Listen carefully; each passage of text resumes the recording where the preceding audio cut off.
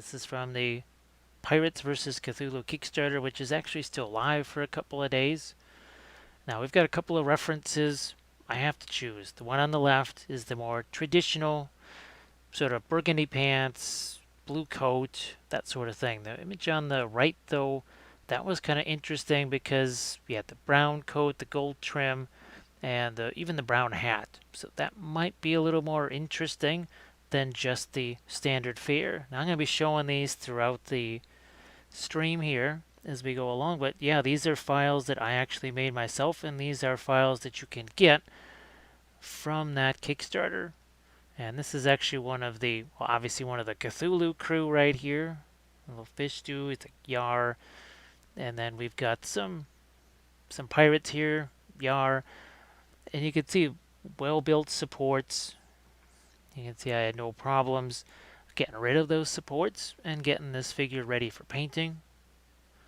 And yeah, these were some of the first prints I ever made.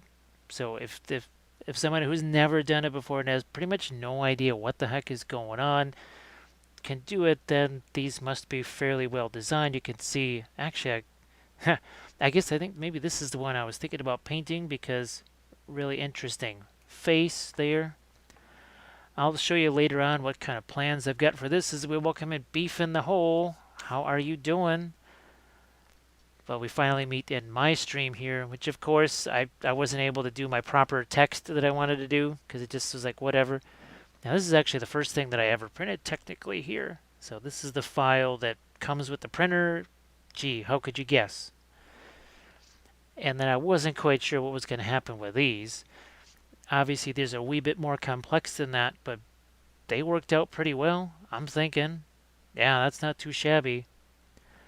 And I think I got about 5 prints. I was trying to conserve on things, didn't clean it out, and we had, well, a failure by the 5th print, but I think that was more due to it just being kind of dirty and me pushing it. Yeah, well, you can see which one I got.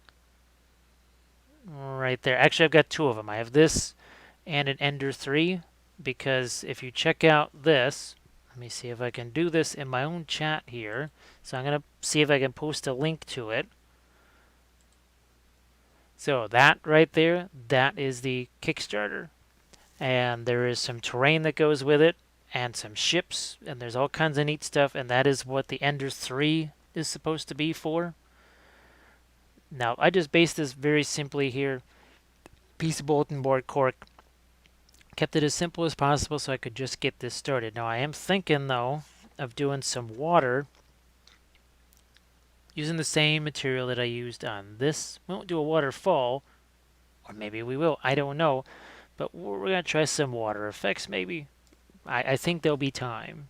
And we're not doing it in oil, so, again, I think there'll be time.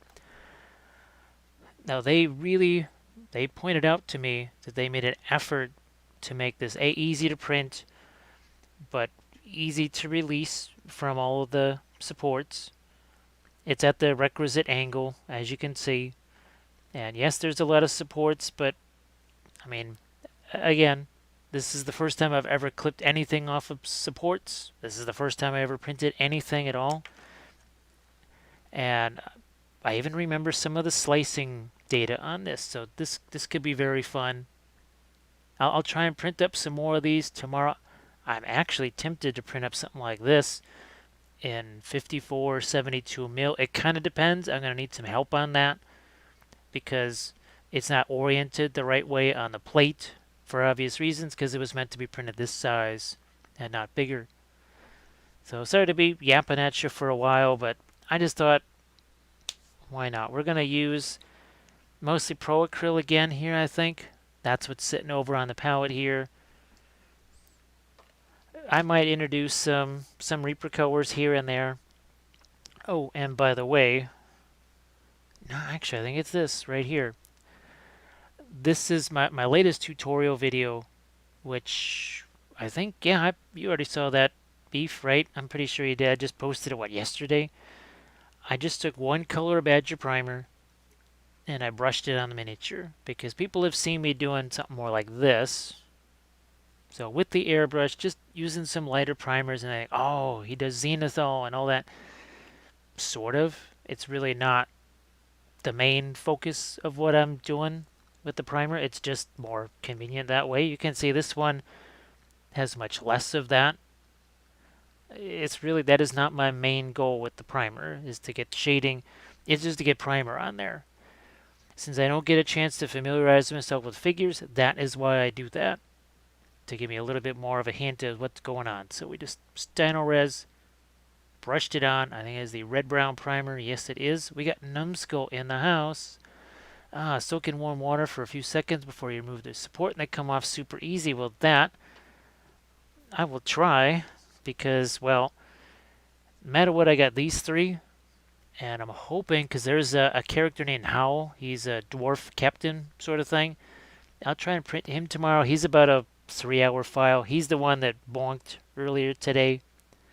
So I'll give these things a soak. They came off easy enough, even just regular. And there was definitely a lot of nice detail that printed on these.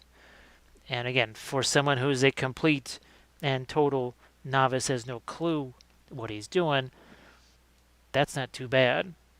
Now what we're going to do is we'll just take whatever here. I don't really care. I really do not care. We're just going to dive right in here. This is not going to be the traditional base coat and this and that and the other. It's going to be a little bit more like my shaded base coat. And for folks that are veterans of the video series, they know what that means. That means me really just taking some colors here and just kind of slapping them on. Especially when I don't know what colors for sure. Who knows? I may change this back to blue or whatever. I am thinking, now she did have the brown coat and brown pants. I'm thinking maybe I'll do striped pants here, because that's always fun. Maybe I do a blue hat. I don't know. Don't know yet. That's the nice thing about shaded base coat, is I can just start slapping some stuff on here. You know what? I'm thinking I'm going to go with the traditional blue. Why not? Making a change already. And yes, I don't care if all this mixes together. It doesn't matter to me. I'm going to let some of this now mix into my rocks down here. Xanderina. Support removal is why I keep procrastinating on buying a printer. Well, for me, it was one of those things where it really wasn't a choice anymore. I basically had to have the printer, because there's folks that are, well, relying on me to print their miniatures. And it all started actually with some sculptors from Spain and Italy. And right now, shipping, I wouldn't ship a piece of paper like beyond 5 blocks from my house, much less try and ship a miniature. So having a printer and being able to print their files, that's wow, that's a lifesaver. I mean, it literally is a lifesaver. I wouldn't be printing these right now, or painting this right now. It only took a few minutes to get rid of the supports on this. I have to say that. It really only took a few minutes. And the printer itself has been easier to use than I expected. I expected it to be, well, you kind of just expect the worst, just to, I don't know, save yourself the disappointment. And that's what I did. I figured this is all going to go horribly wrong. It's going to be terrible. I'll get no prints out of it. I'll waste all the resin on the first day. And then I'll just put the printer on the street corner for whoever it is that wants it. But it didn't quite work out that way. Like I said, this was the first thing I tried to print. And there was supposed to be 2 of these. I only got 1. But that was the only failure. Oh, Robert T. finally awake for one of the streams. Yeah, I know they're at weird times. This was supposed to be oh gosh, it's 2:49 here. This was supposed to happen about 8 hours ago. But, well, things happened, and then that didn't happen. So you could see I'm just kind of having some fun here. Again, playing around with the yield shaded base coat here, making some things lighter. Now, obviously, this is the most generic kind of resin right here. I've been told that there is water soluble, well, water washable resin. Yeah, I tried 5 times to make that stream title be the right thing, and it would not let me do that. And I don't think I can, unfortunately, change the stream title now. If you tell me if I can, but yeah, I can't. Well, maybe I can. Nope. Yeah, it's not going to let me change it. So we'll just have to deal with that. Yeah, I tried like 5 times. I kept typing it out, and I tried to go live, and it would say, "There's an error." So basically, it was me either just going live with that title or not going live at all. And I'll be changing this, well, tomorrow, well, later today, because today is already tomorrow. Oh, let's see, Xanarina also. Yes, that's the other thing I had to do was find, well, I had to find a place for 2 printers. And of course, I heard all kinds of stuff. Oh, fumes and this and that and smell. It was going to go in the basement no matter what because that is well, that's where it was going to have to go. And it went by my airbrush station, which already has, well, my respirator and all kinds of stuff. Let's see. I need to finish up the space for the printer to reside. Let's see. We're looking at the Anycubic Photon. I'm guessing, but I don't know how much more it is than the Elegoo Mars. I'm guessing it's probably, well, I think the Elegoo Mars is somewhere between 280 and 320, I suppose, depending. Now, I don't know, again, what the cost is on that one, the Anycubic, but I've heard that's kind of the direction a lot of people seem to be going, is with that. So yeah, I do apologize for the title. Again, it was not my choice. It was basically go live or not. Now I'm gonna switch gears a little bit here and let's start to go a little bit lighter. We're gonna take some of our, let's see, somehow my brush got into all of my red here. Not quite sure how the heck that happened. So we'll just clean off some of that. No, that's not blood. That is just somehow red paint that got all over me and the brush. Oh, let me see. Same price range. Well, best of luck, Xanrian, at work, and I hope that it's not too much of a hassle, because, well, that's usually what work is, unfortunately. So I'm interested. Okay, so that's in the same price range then. Okay. Now, most people that really get into the printing, what is it? They don't just stop at one. They have a lot of them, like a lot of them. So I would imagine once I get used to this, it's Calvadia in the house. How are you doing? Once I get used to working with the printers, then I'll know what to get. I mean, until I use them, I have no way to tell. There's no way for me to tell. Now this is not going to be any kind of final gold here. I'm just still seeking a color set here. And there's not too much in the way of what would you say the usual rasterization. I mean, you'll see a little bit, but then I don't know. I have no idea what resolution I was printing at. All I know is that these were somewhere in the neighborhood of between. Oh, thanks, Kilvadia. Yeah, I was somewhere in between. Like one of these, I swear, this one was only 816 slices, which really surprised me because this was something like 1,000 slices. I think this one was 1,100 slices, maybe.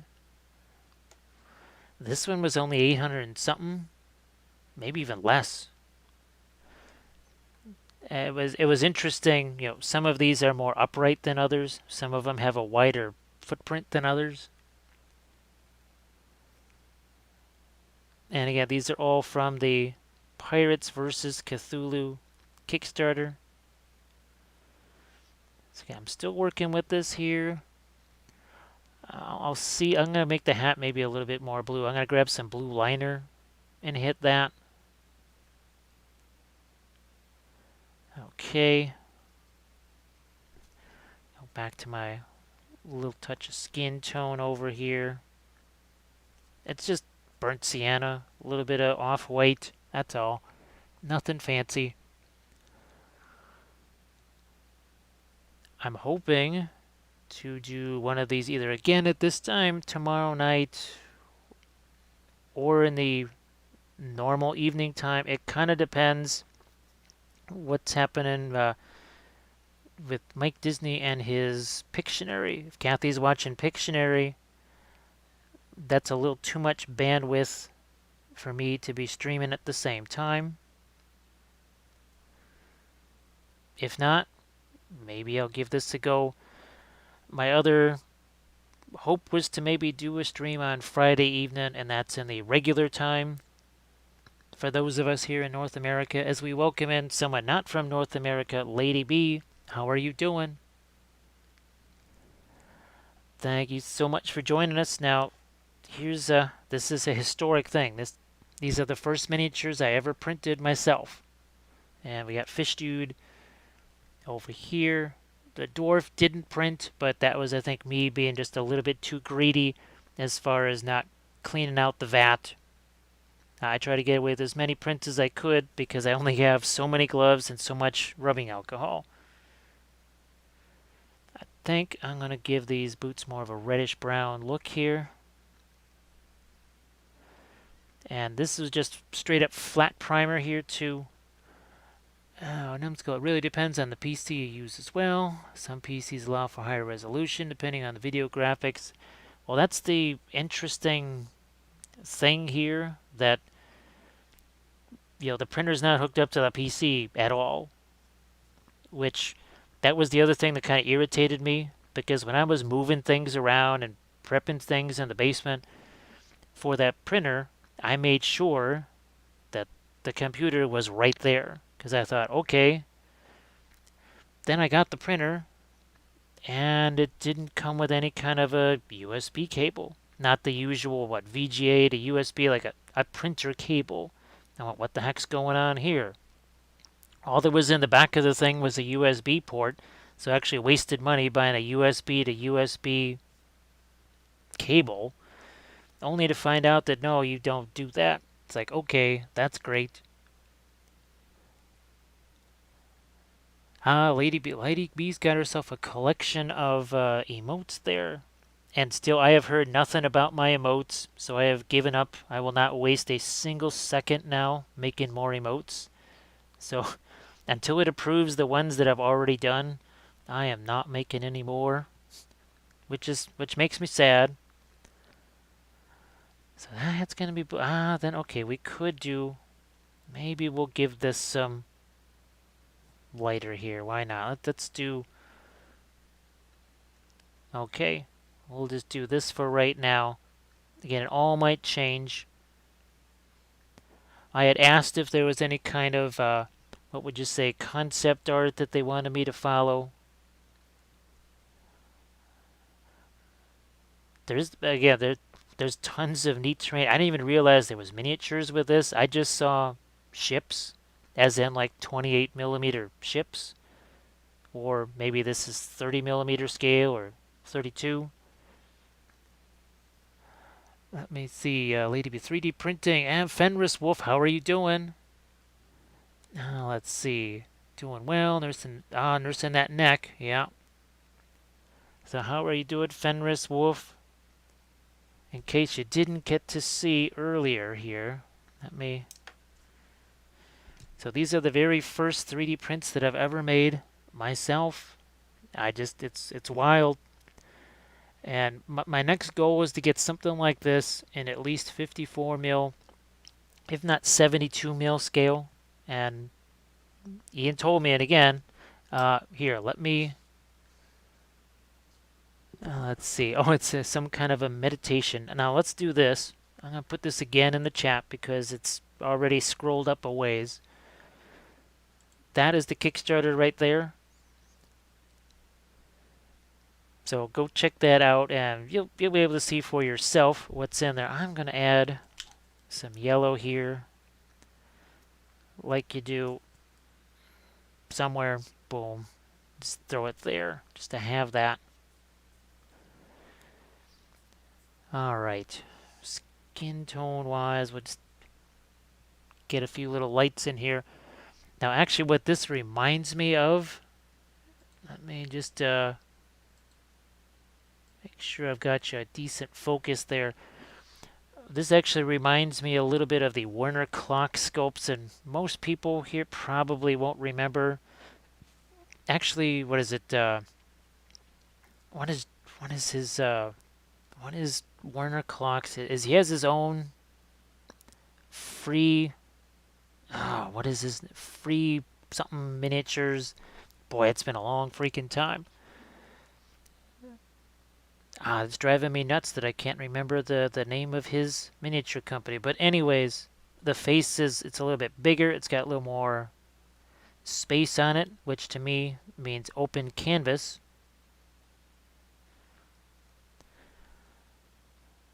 Again, I'm just gonna seek out here and get some more yellow into this.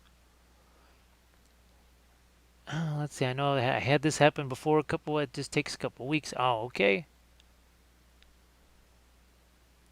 There we go. So, like I said, you'll be seeing much more from the Pirates versus Cthulhu. The more files they can get me, the more I can print out. Now, the 3D printer on the terrain side of things, the Ender 3, I have not touched that yet. I put it into place in the basement, but one thing at a time.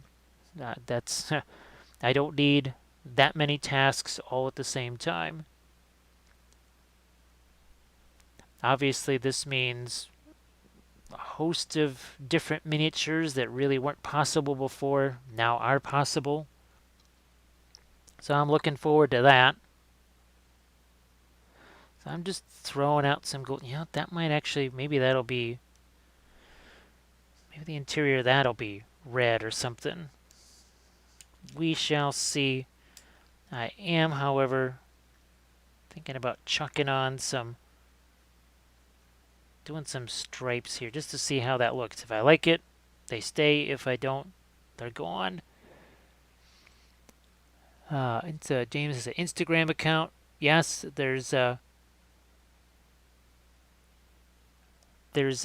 it's linked to my, what is that, my channel, Twitch channel homepage. There's links to the Patreon page there, my blog.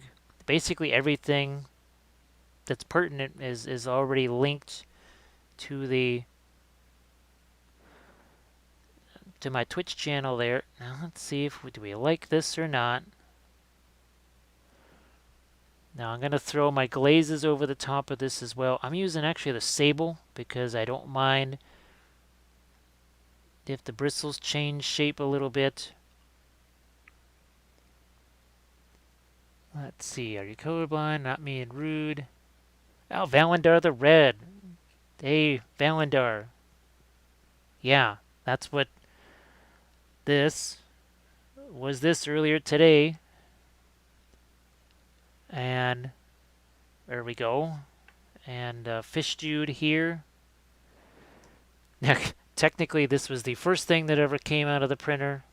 But, hey, that was all basically in one day. I was able to get 5 successful prints out of it. Basically, I cleaned it up. And then I'm just letting it sit until tomorrow. And I might try to do some more prints tomorrow.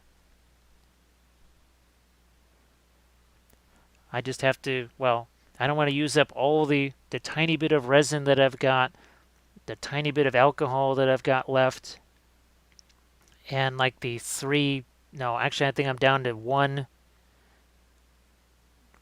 glove. That's all I've got left. So, yeah, we're trying to conserve on materials.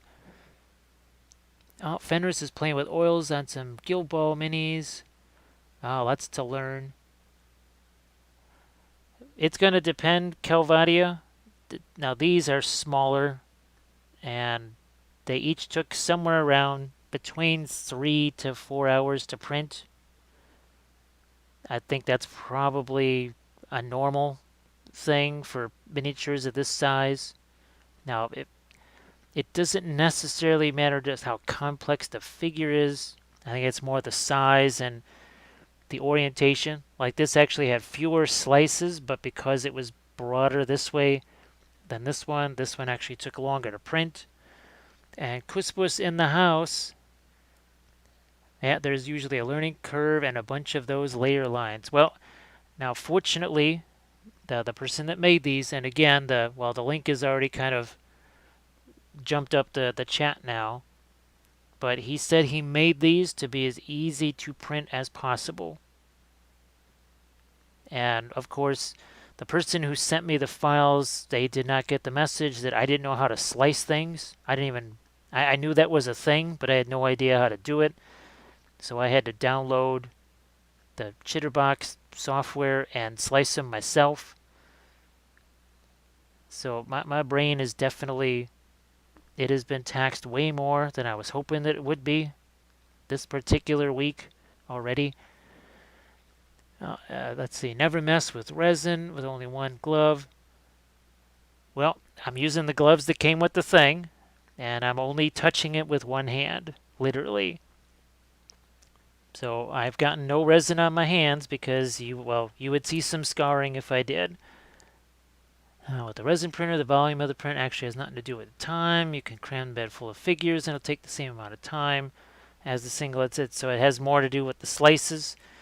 My next thing that I've got to figure out, and it'll be hard to demonstrate, but okay. So I want to print, let's say this one bigger. Right now it's oriented this way. To make it any bigger, I need it to go this way, and I don't know how to do that in Chitterbox, and I'm not quite sure if that'll mess with the angle of this if I mess with the orientation of it in Chitterbox. Hopefully that doesn't. It'd be nice if it didn't, but you would know that better than me because I have no idea. Let's go back to here. I'm going to use one of my Cotman liner brushes right here. We're going to take our blue liner now. Let's start to put in a little bit of darker shading now. So again, I just started out with a flat, just with the primer, brushed it on. There was no pre-shading or anything like that because I was not quite sure what sort of a color scheme we wanted for this. So what we did was the old-fashioned way. We start in the middle, and we're going to work our way out from there. Let's see, Cuspus, let's see. Oh, and thanks Lady B for throwing up the link there. Yeah, actually, I was just filming the latest Patreon video. It was a massive, oh my gosh. It was huge. It was a big experiment with weathering powders. Oh, thank you so much. So say we all. It is Robert T, and we're gonna have Wappelius grab that. Oh, now this is a 3D printed miniature, as you can see by the color of the resin there. Hopefully one day I can print out a bigger version of this for me. But thanks again. Robert T's, I appreciate that. It does, it actually helps a whole lot. It really does. Oh, let me see. Very much, but it's the way forward. The supports are part of the file. You shouldn't really mess with it because that will do nothing but add extra supports. More resin, increase failure chances. You can rotate it vertically, but not horizontally. Let's see. So far, the gloves have been fine. Again, they came with the printer, so I'll just see what kind of, whoops, Yeah, let's get this situated on here a little bit more firmly now. That's better. I'm also thinking about doing some water effects with this. As in like splashing waves down here. We'll see if that happens. Let's do something with the coat here. Let's say I hope to move to Korea next year and take oils with me. I can't take all the acrylics that I own. And again, welcome to Wappelville. This is a brand new thing for me here, is actually printing a miniature myself and painting it. I've never done this before. I've painted some 3D printed figures, all the Artisan Guild and stuff.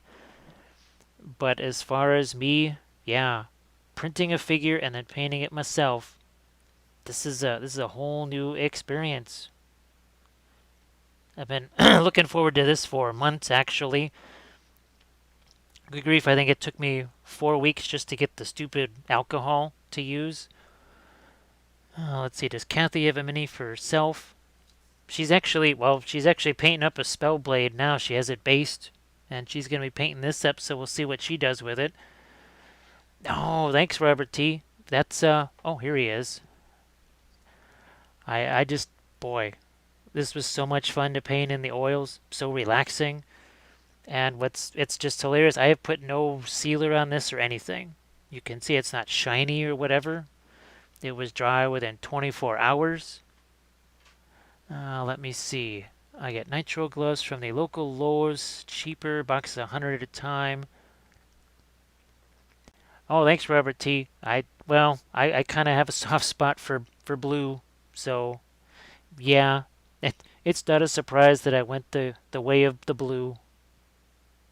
Not a big surprise. Now let's see if we can start to get a hint of something on her sword here, because we've got a whole bunch of middle tones on there. Let's start to get something a little bit lighter here. So let's see. If you like blues, you could always visit Beale Street. I like to see the water effects, building Titanicus Titans, and I want to do a coastline diorama. Well, I did show this earlier, so this is one of many things that I've done with my own water effects. This is the Liquitex Heavy Gel, doing our waterfalls there, and that right there, it looks very deep. That's maybe less than maybe a 16th of an inch of water, but it looks deeper than it is. So I just kind of played some tricks there. And that's this stuff right there. Actually, it's what I use for sculpting fire, fur, water, you name it. It's good for so many different things. Oh, thanks, Fenris. I appreciate that. I really, I love doing the water effects, but not the resin type of stuff. That's just kind of painful doing that. To wait hours for it to cure, only to find that, well, you know what happened. Heck, it's a little bit like 3D printing, where you wait 3 hours and you go, oh yeah, wow, there's no head on that thing. Which, now that hasn't happened. Basically, it's been all print or nothing. Let's see. As I'm debating using UV resin, but not sure how to dye it. I'm dry it maybe. Now the Green Stuff World, they have their resin stuff there, the UV resin. It works. Heck, I used it on this too. I used it on this in a few places. Okay, dye it. Well, there's ways. Geez, you could mix contrast paints with it. You could mix any kind of sort of transparent-ish type paints with it, and that should probably do the trick. Now this, I probably won't be doing any dyeing of the. I might maybe throw a little bit of of a bluish tint in there at some point, but I'm really more interested in the foam. So that's probably more my goal. Mix this with my blue liner over here, like so. There we go. We don't want that to get too shiny or anything of the sort. Other pistol here. Maybe the cuffs. Maybe that's where we can get a splash of color on this. See what happens when we make the cuffs. Well, first, I forgot all about this. This is supposed to be red here. So let's just do that while I'm thinking about it.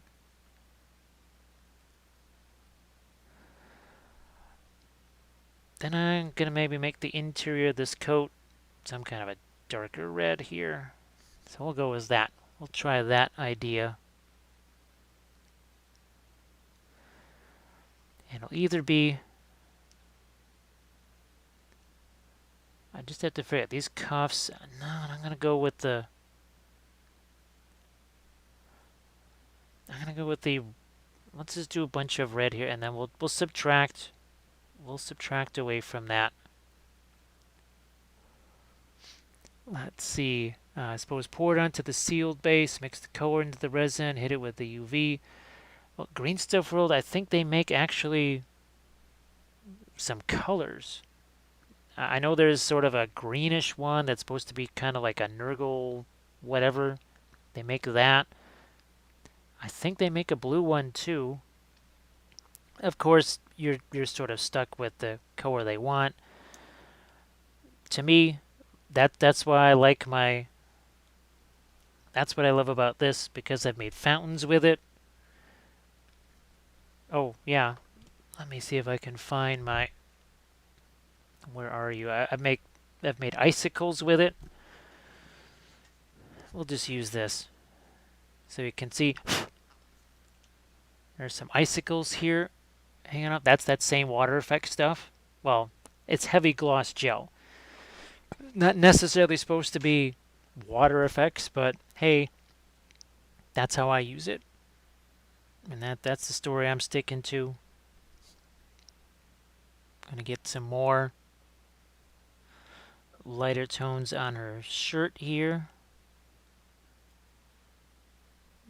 So let's see if that's gonna be enough separation. If not, I'll make that another color, or we'll just go brown with the cuffs there and not do the red. I'd like to. It would be fun to be able to do that. Let me see. Inks would work well. Yeah, that's definitely for sure. The turquoise Caribbean. Well, kind of like where she would probably be hanging out here. Crispus, you just have to do very thin layers, otherwise UV light won't penetrate and cure it. That's what I've liked about the UV water effects, is that I don't have to deal with building those dams, right? Don't have to deal with that kind of stuff,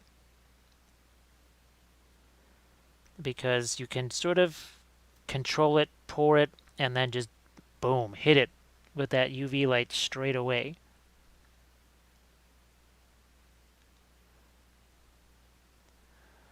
I'm gonna get me some of my brown liner out on the palette here too. One moment, there we go. And a little bit of red liner here. There we go. Let's see. What is going on there? Well, I've used it before lightly. It is fun to use. I like it, the fact that there's miniatures that I've had to ship minutes after, quite literally pack it minutes after doing water effects.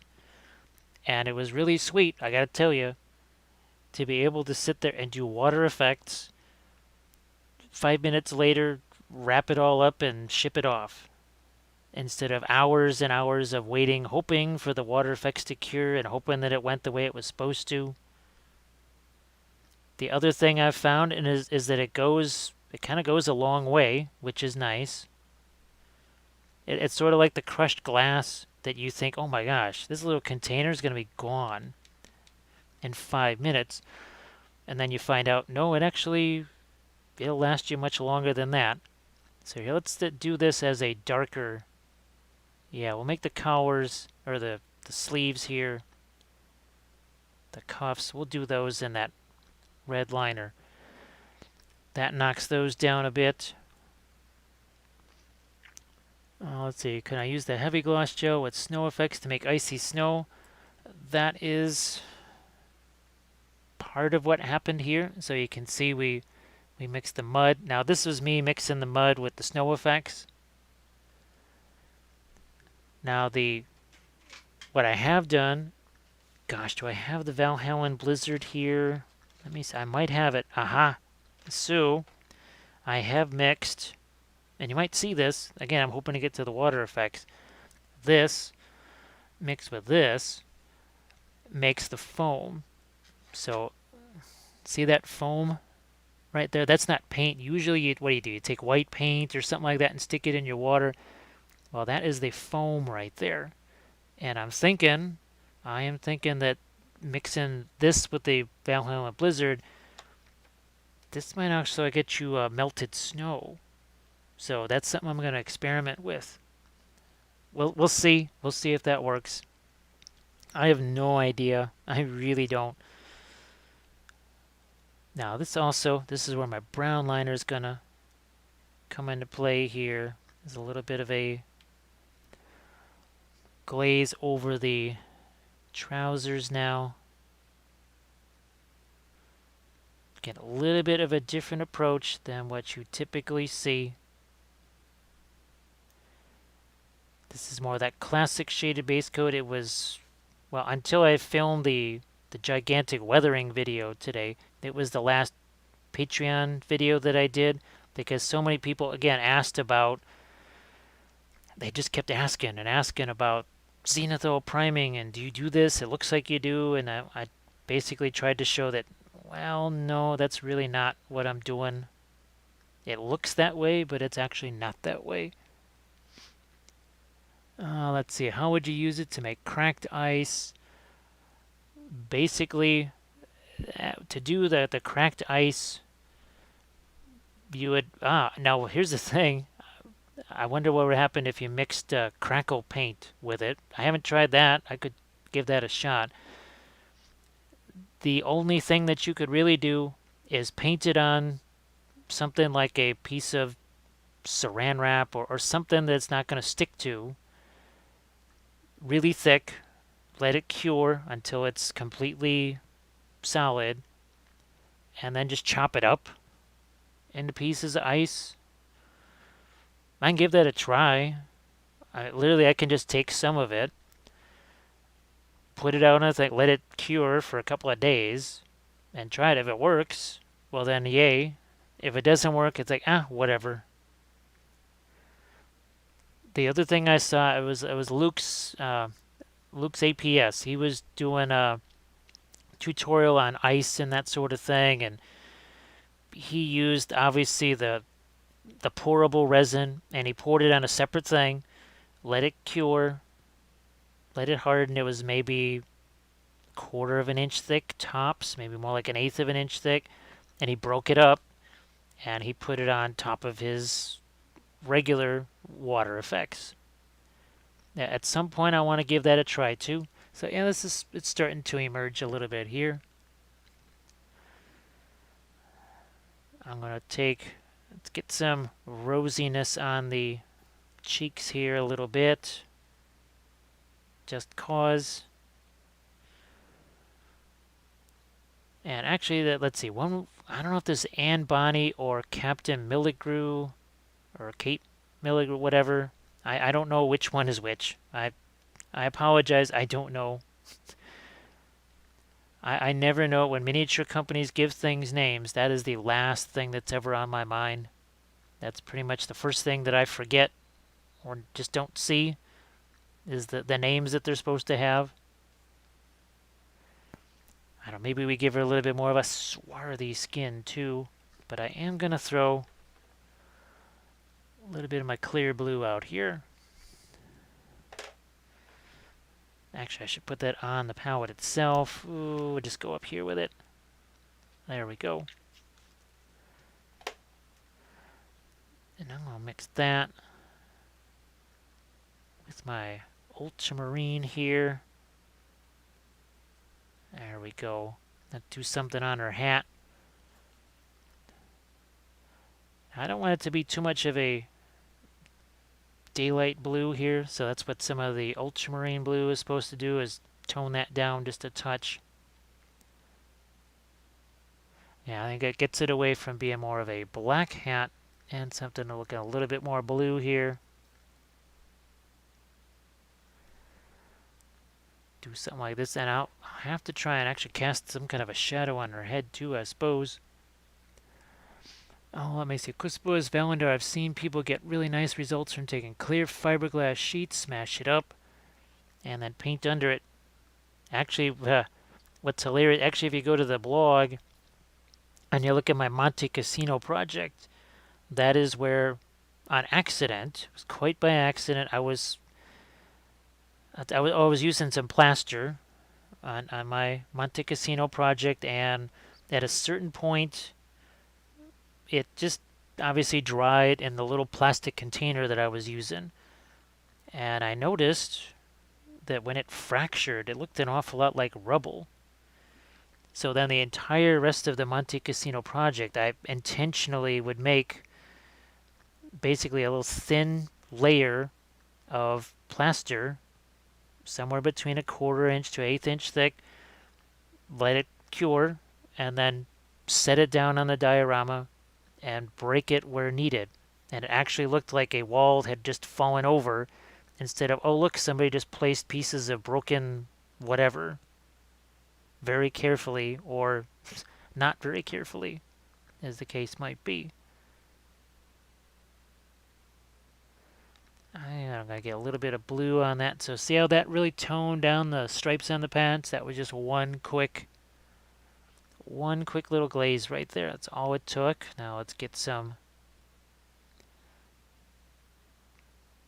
darker stuff going on with her sword here. We're also going to have to hit those golds there. Also going to get me some more shading into here.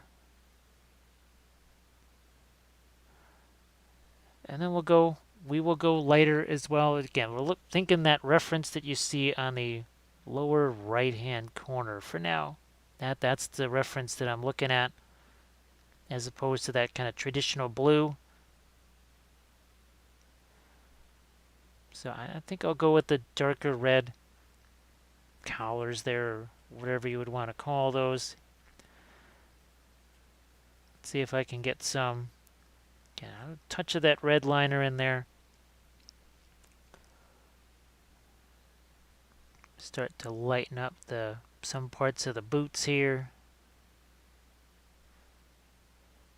And now there's a whole bunch of Cthulhu characters. Again, check out the Kickstarter. It is Pirates versus Cthulhu. The body is awake, but the brain's decided. Yeah, well, I think I'm working on about 9 hours of sleep in the last 3 days or something like that. It is not. I've had to get up early and stay up very late. Well, I guess we're doing that again today, which is why I'm really hoping that if I'm doing a live stream tomorrow, it's more in the evening time for me instead of in the 3:28 in the morning time for me. And this is that kind of, I don't want to say bargain sable, but it's half the price, something like that, of a traditional Series 7 Winsor Newton. Somewhere about that. So we got that here pretty well set. And you, just like always, even though it's a little bit of a different approach, what are we doing? We're taking the monopoly approach. We're building evenly. We work on an area and then move on to another area, not staying in one spot. thanks, thanks, Kelvadia. Now, part of it is, well, don't really have a choice, and the other part of it is, well, I mean, if you just printed your very first 3D printers or your 3D miniatures, well, all miniatures are kind of 3D, but 3D printed, you're just like, I gotta do these. I have to try these. I gotta see how this works. I have to know what's it like to paint something that I just printed myself earlier today. I think that's the other reason why I was able to print so many of these things, because, well, I was up doing other things. So I just kept that printer constantly going. There we go. So yeah, Valentine, it's 3:30 here, almost bedtime. Well, in Music City there. Wait a minute, Music City never sleeps. I'm gonna get that just a touch lighter here. Why not? In a couple of places. Val go to bed and Val under the red. Or Val, okay, there we go. Sorry, I misread that a little bit.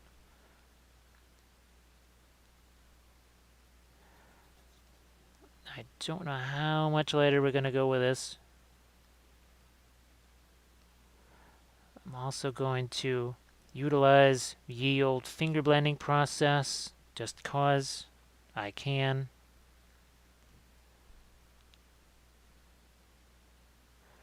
What's interesting, sometimes with the 3D printed things, stuff like swords can be, or the blades can be really sort of thick and almost rounded. Spark my ganja. We got Dean Paint in the house. Thank you so much for the follow. That is appreciated. Actually, I could swear didn't I just see, I swear I just saw something of yours on Instagram, because that name, I could swear I just saw that name on Instagram. So I apologize if that is incorrect. Like I was just telling the folks, there's not been a whole lot of sleep of late, so I could just be completely hallucinating. Who knows? Maybe none of these prints turned out, and I'm just imagining that they did, and they didn't really actually do that. Ah, the Bluff City.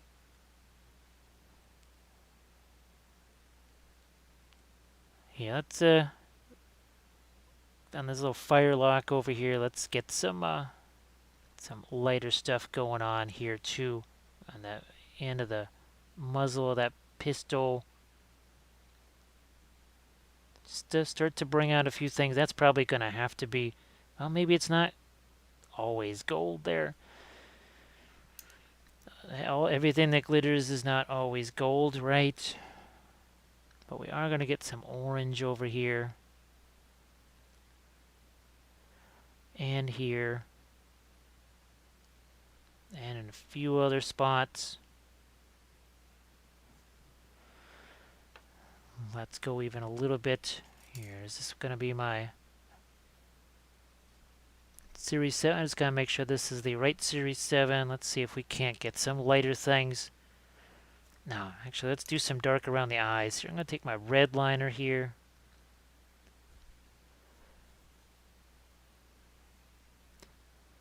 Let's do some stuff here on the. Let's get some definition on this.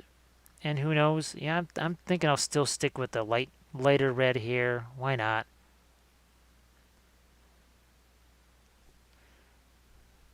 I am going to just do a little bit of a glaze of the red liner in there, though, to knock that down. Your own youngster finally started following you on Instagram.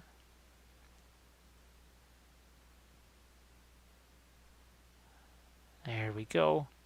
Yeah, well, again, that's the red liner there, just doing that to darken some things down.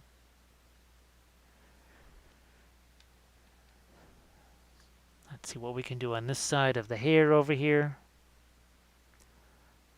Oh, okay, so that's actually hair. Wasn't quite sure.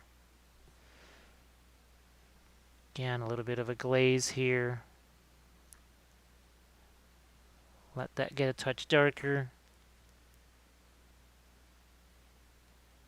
I'm still getting used to my palette being over there on the right-hand side of me instead of sitting right there. Oh, let's see. My other sister's been following me before I had any picks up again. Uh-huh. Yeah, the hero ranking, the power rankings, that's it. The power rankings. Where does Dad fall in the power rankings?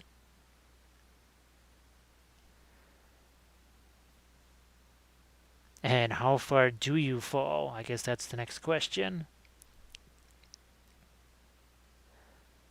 All right, so thinking about, like, if she's got that hat on, maybe a little touch of shadow there.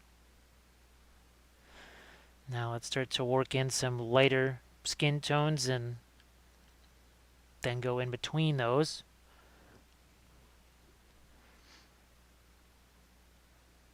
Let's get that chin a little bit lighter here.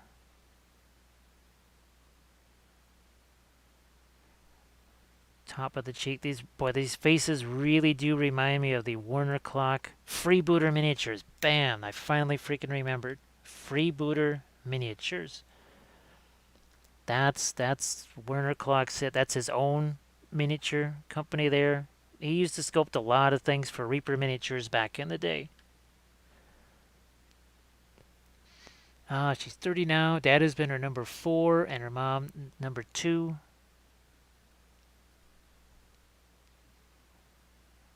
Yeah, let's so these are from the I keep wanting to say Pirates and Vikings from the Pirates versus Cthulhu Kickstarter. And I believe that campaign ends this Friday. I don't have the information as far as well, whether it be like the pledge manager where you can add stuff on later. I have no idea about that. That I could not answer. That's why I'm sort of hoping to maybe be able to do a stream on a more North America friendly time scale, and maybe Ian could be in the chat and be answering questions that I cannot answer. We gotta know, who is her number 1? Yeah, I guess that's the question on everybody's mind. And what I want to do is get her thumb a little bit lighter here. Back to my red liner here for, let's see, yeah, I think I don't mind that being darker, at least for now. Bit of separation. Gonna use the brown black over here for get some separation on this. Get her fingers to stand out a little more from the pistol grip there. And this here, how much more gold do we want to go? I'm going to throw out some clear yellow here, just so I've got some.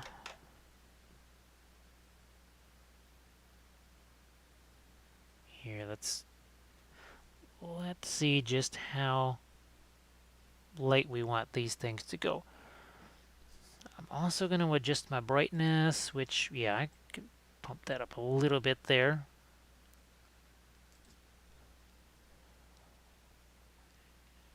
And I'm going to hit top of her hat here. Here we go. Get the top of the trim on this, and then well, let's stick with the, let's see what happens with the gold here. Let's see what just happens with that. We're going to put some other colors in there besides just this, well, yellowish color. We'll be doing some more. I'll probably throw in some greens there, some other stuff.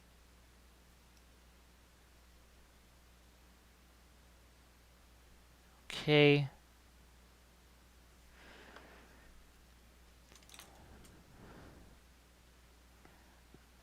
We are going to, yeah, let's see if I can't get a decent eye in here.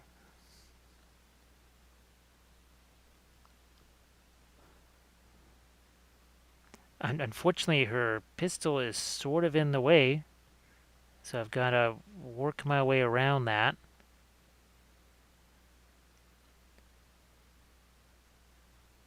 Those will need a little bit of a light up there. Let's see if we can get a little bit of a glint here on the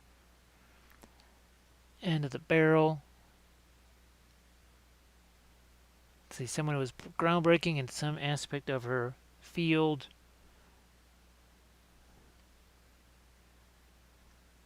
Well, I definitely felt like I was doing something really unusual and alien during my latest tutorial video. It was just like I had done on my terrain video, where I'd taken the pigment fixer, mixed it with, that's the liquid pigment fixer, mixed it with the weathering powders and basically painted with it like it was a glaze. I did that on a vehicle now for the, well, it wasn't the first time I'd tried something like that, but it was definitely the most massive time that I've never done it on that wide of a scale before. So that was new and different, that's for sure. It was very new and different.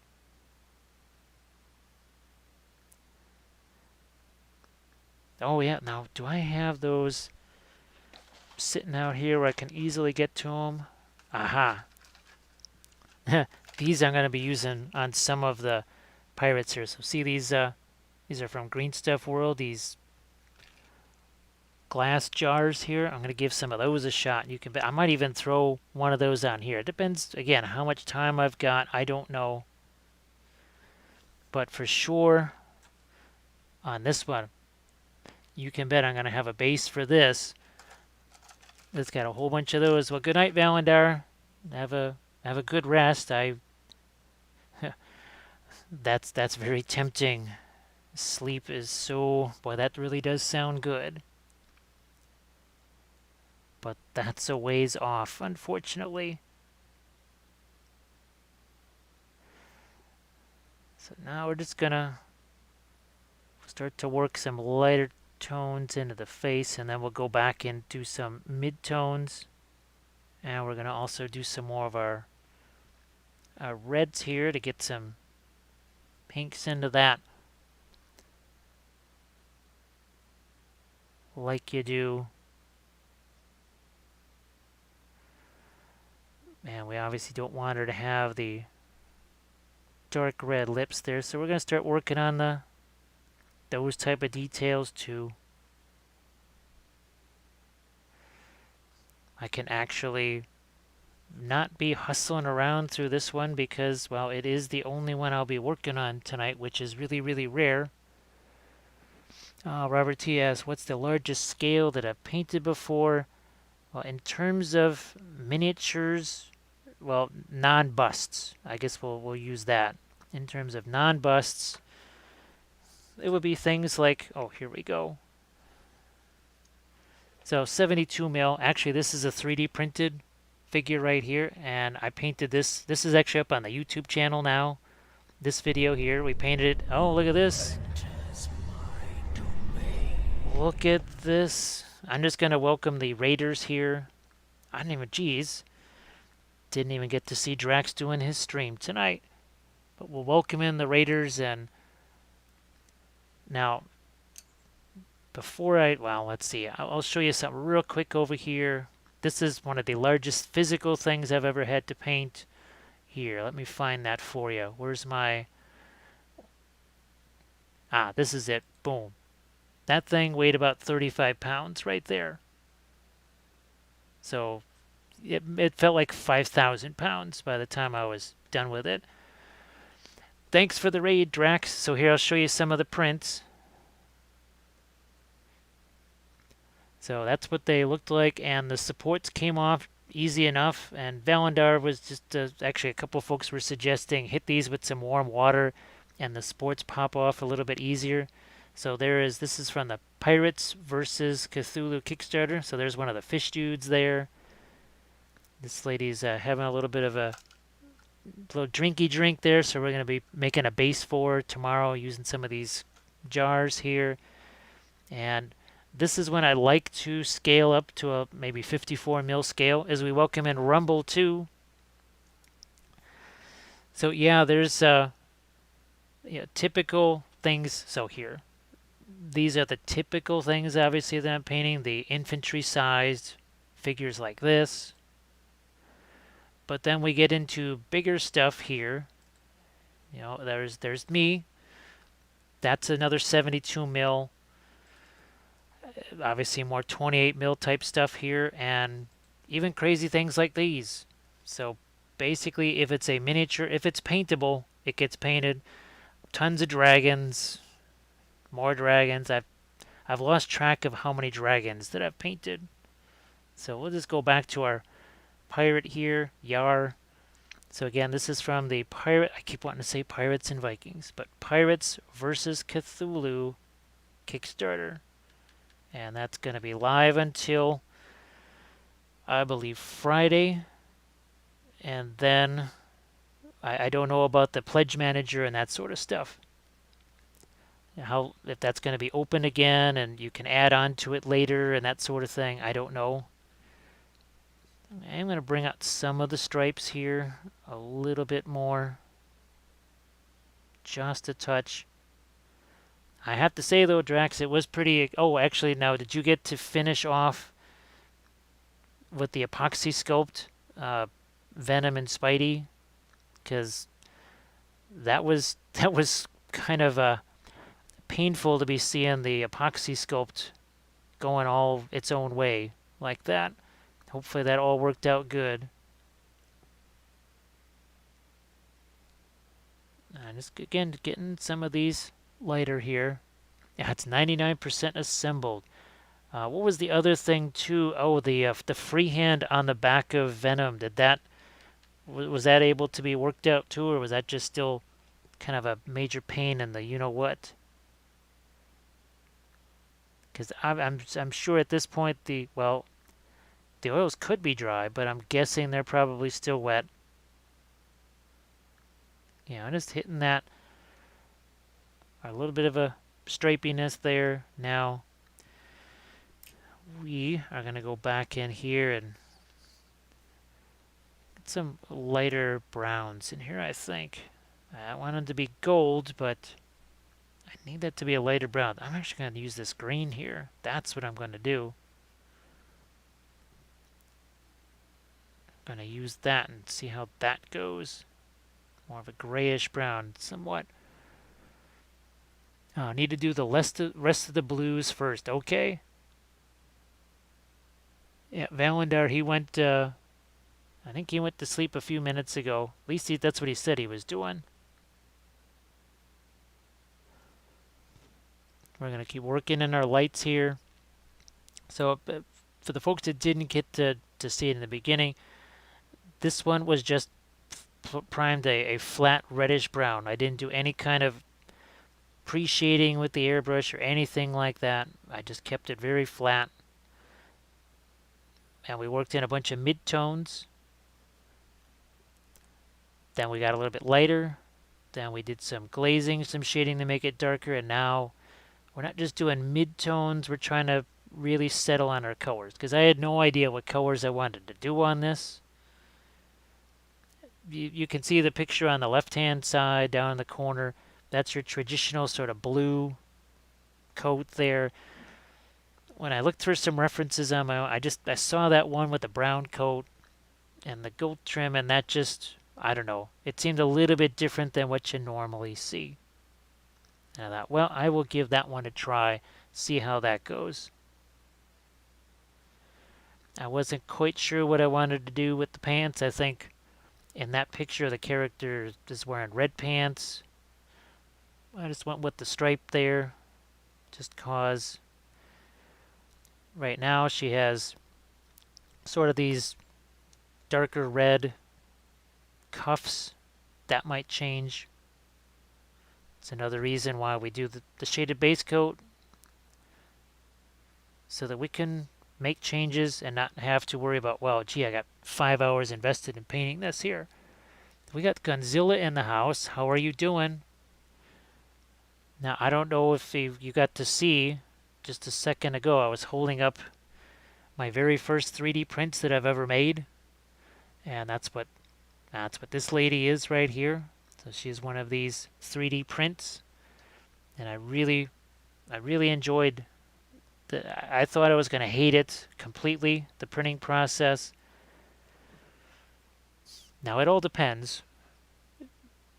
I learned a little thing here, and I knew that I was only going to get so many prints out of that without doing a kind of a full clean on it. And I think I know now that 4 or 5 is about as much as I dare push it. So in the future, maybe every third print or whatever, I'll do a nice deep clean on it. Well, especially if I can get myself some more gloves and other stuff. Here, let's get ourselves some more lights in here, and then I'm gonna go back in with my brown lighter and work it the other way. But for right now, I'm gonna take in some of that green here. It's going into the black brown. It's giving me sort of a grayish brown.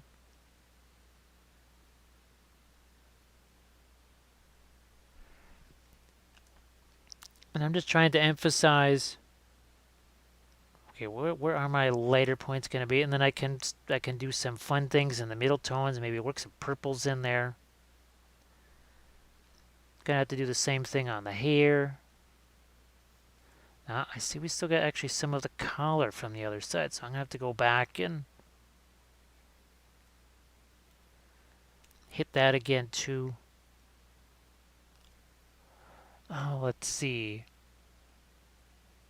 Schroger's plinth in the flash or the resin. I've been rubbing my greedy mitts while looking at resin printers after trying to paint an FDM print.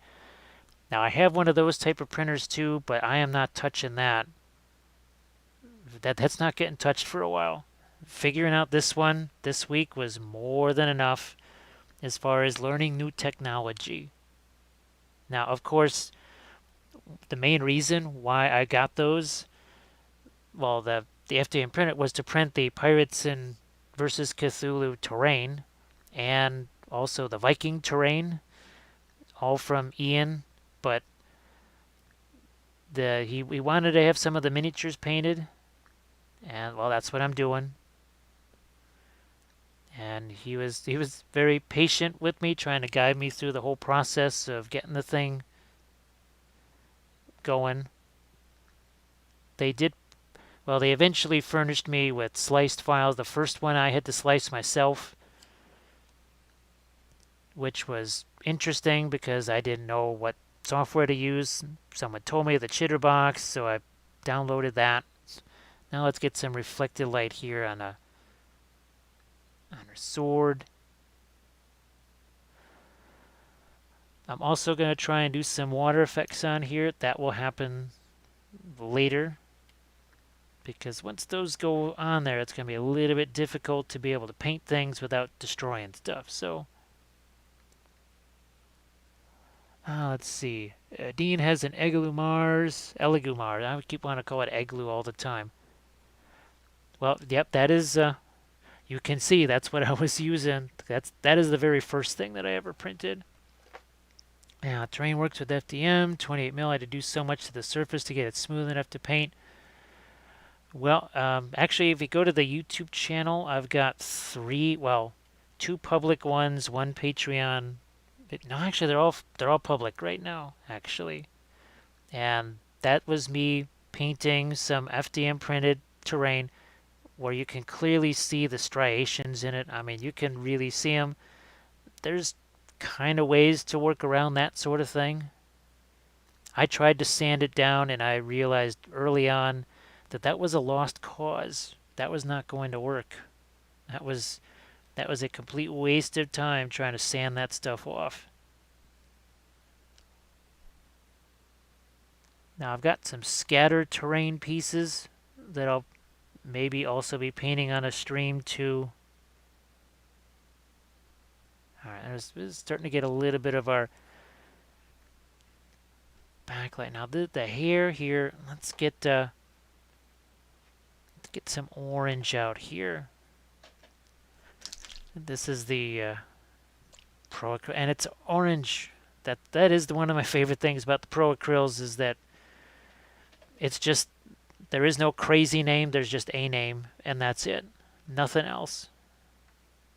So I'm gonna get me something to drink here. 1 second.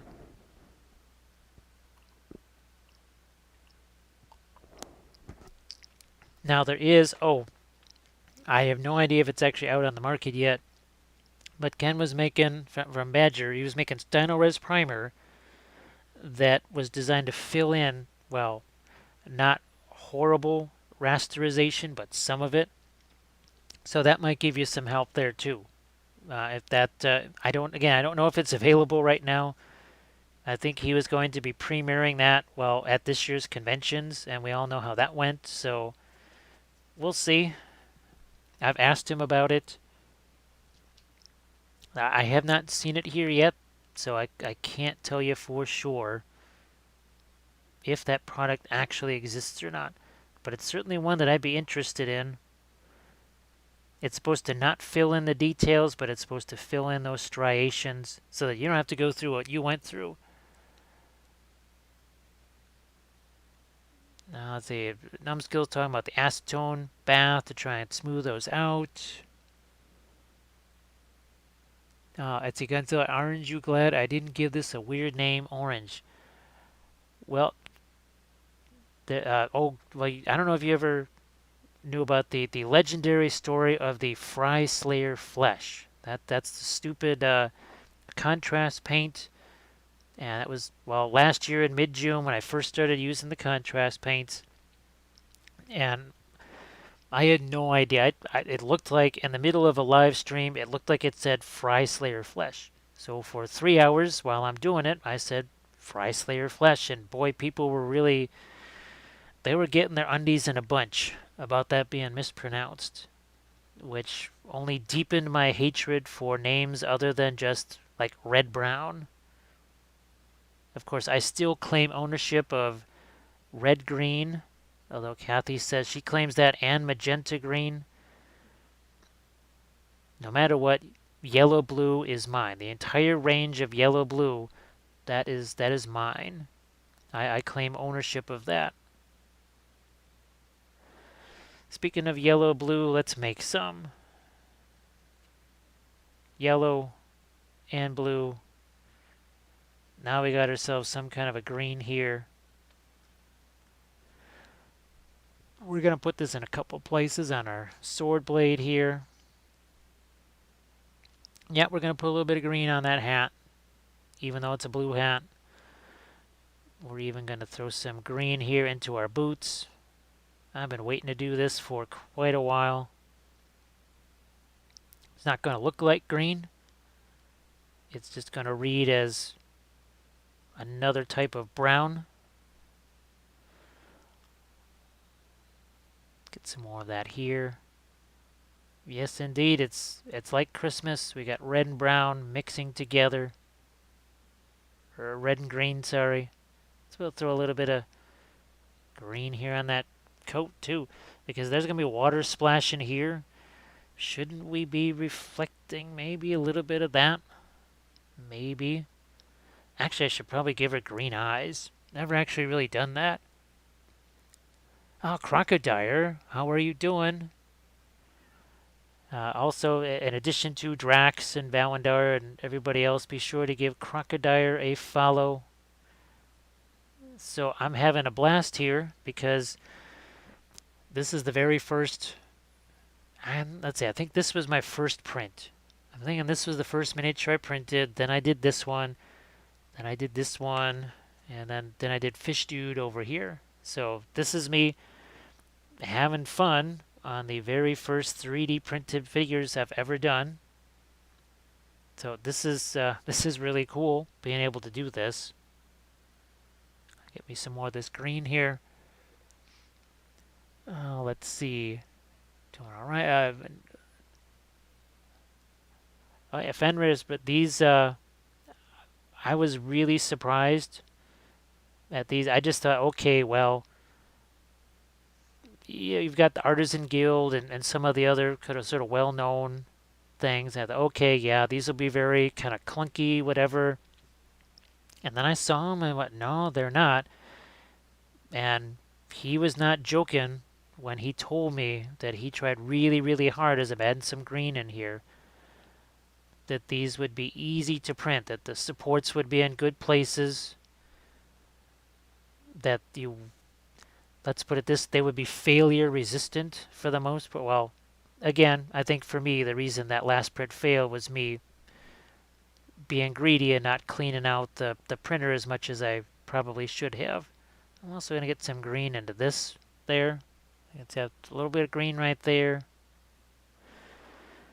Let's see if we can't get some, maybe even some lighter yellows into this. A few places on the hat, some trim here. Right along that edge. Some of it up there. I'm going to actually make this picture a little bit smaller. So don't mind me as that picture, that's the Kickstarter right there. But I need to get that graphic a little bit smaller so it's easier for me to see what I'm doing on screen. Again, Pirates versus Cthulhu Kickstarter campaign. And the miniatures are just a tiny part of it. There's a lot of them, but look at the terrain, look at some of the other stuff, and you will be mightily impressed. At least I think you will be.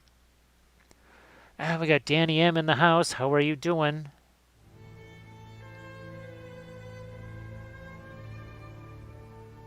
Thank you so much, Danny M, for calling out the host of the Rohirrim. So also give Danny M a follow. Boom, look at that. Muster the Rohirrim.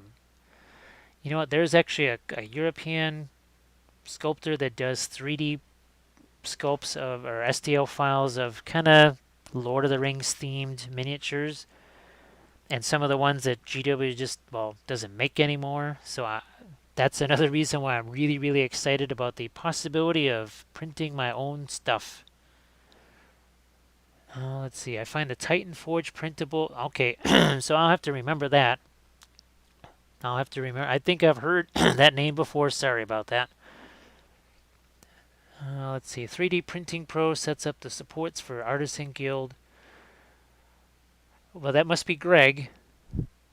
That must be Greg, because he's actually the person who is he's the one that printed out the stuff like this for me, and I got a ton more printed Artisan Guild figures like this that I'll be working on.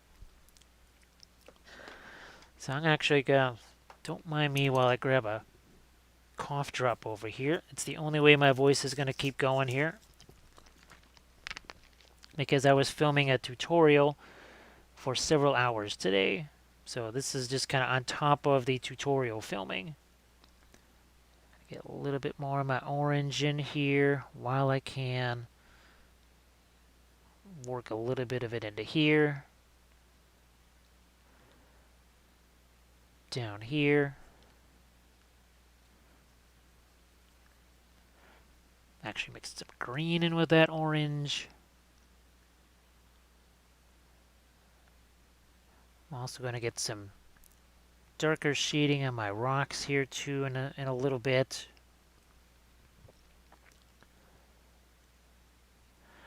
Yeah, actually, what's interesting is I just took something to drink, but that doesn't help with the voice at all. It's the cough drop really does help. It, because it has kind of the mentholyptus in it or whatever it's got. That is the true magic elixir. I did get something to drink though. Oh, well, good night, Danny M. Thanks for the host, and catch you. Well, I'm sure I'll see you in somebody's stream tomorrow, most likely. Now I've got to figure out what's going on with those cuffs there, because we've got our yield red liner over here. Let's get a little bit of our clear red mixed into that and see what happens here.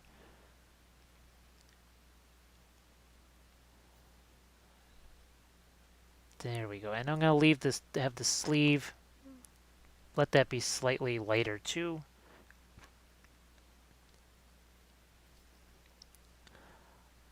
The shirt here, I think I will turn this into some kind of a little bit of a glaze and knock that back down. And if I do any kind of lighter stuff on that, it's going to be more with something like this green here, actually. I don't want to say it's going to turn it purple, but it's not as warm of a red, because with that hair right next to it being sort of the strawberry blonde, there's just too much of the same color temperature in that red. You can have red can contrast with red as long as, well, it's either the value is different as far as lights and darks, or in this case, you got an orange red next to a kind of a purple red. It's morning there. Let's see, it's 4:05 a.m. here. Let's see, 4 a.m. Yep. Yeah, 4:05 here. It's the day is young. Holy smokes. That's a horrifying thought to kind of visualize there. That in about, oh geez, less than 20 minutes or so, the outside will be getting lighter. I don't even really want to be thinking about that. Get that cuff a little bit, not just a lighter red, but it's also grayed down. That's why I'm using that, literally using green to highlight red. That is another reason why I just do not advocate the whole color wheel thing, because my goodness, well, the color wheel really wouldn't advocate highlighting red with green. It just wouldn't. And to me, I just see people being imprisoned by that color wheel. It's like that wheel that stretches you out, or it's like being on the rack or something like that. It just stretches you out till you break.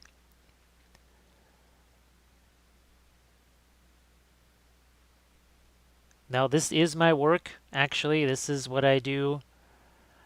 Well, and I've been self-employed for longer than probably several people in this stream have been alive. It's you do the work when the work has to be done. Unfortunately, that's kind of how it goes. I would like to be able to sleep more and do less. That's what the whole Patreon page was supposed to be for, but things never quite always work out the way they're intended to. It's been a big help, but it has not, unfortunately, provided the extra sleep that it was supposed to. Let's see.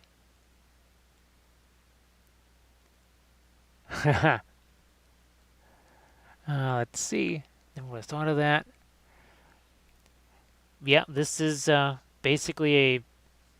Well, now that I'm doing the Twitch thing, it was pretty much 24/7 before Twitch, but now it's like 43/7 because I'm just doing this all the time, or someone else's, like yours. I'm trying to catch your stream or something like that as I'm editing a video.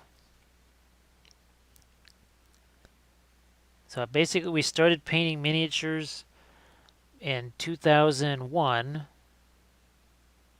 when the whole 9/11 thing happened, and that destroyed the 2D art world. So this is what I used to do. I'm going to make this a little bit bigger here so you can get to it. So this is the stuff I used to do back in the day. So there's a watercolor there. That was actually made into a puzzle. And this is actually something that I'm going to sculpt, well, with epoxy sculpt and green stuff. I want to do a bust of Jakar and a bust of Londo. That's also watercolors right there. And this goes back even further. This is a pastel that I did back in art school days. And you'll notice there, yes, she's wearing yellow. What do you see? You see greens, orange, yellow, gray. You see all different kinds of color. So again, that's what I used to do back in the day. Let's see. So the thing that happened there, like what's going on now, where everything is closed, everything's shut down. Well, 9/11 happens, and all of a sudden, our biggest show of the year, which is Celtic Fest, that was canceled, and there went 20% of our income right there. Boom, that was gone. And then obviously, people either didn't want to go to conventions or it was too scary for them to think about traveling to a convention. You also had the anthrax scare, so you thought shipping was tough now. Just imagine you're in an office building and all of a sudden an envelope with some talcum powder shows up and everybody's got to be cleared out of the office building. So that was fun. That was October of 2001. And we couldn't paint our Celtic drums anymore because we couldn't get them anymore because they came from Pakistan. And that's when we started painting miniatures way back in 2001.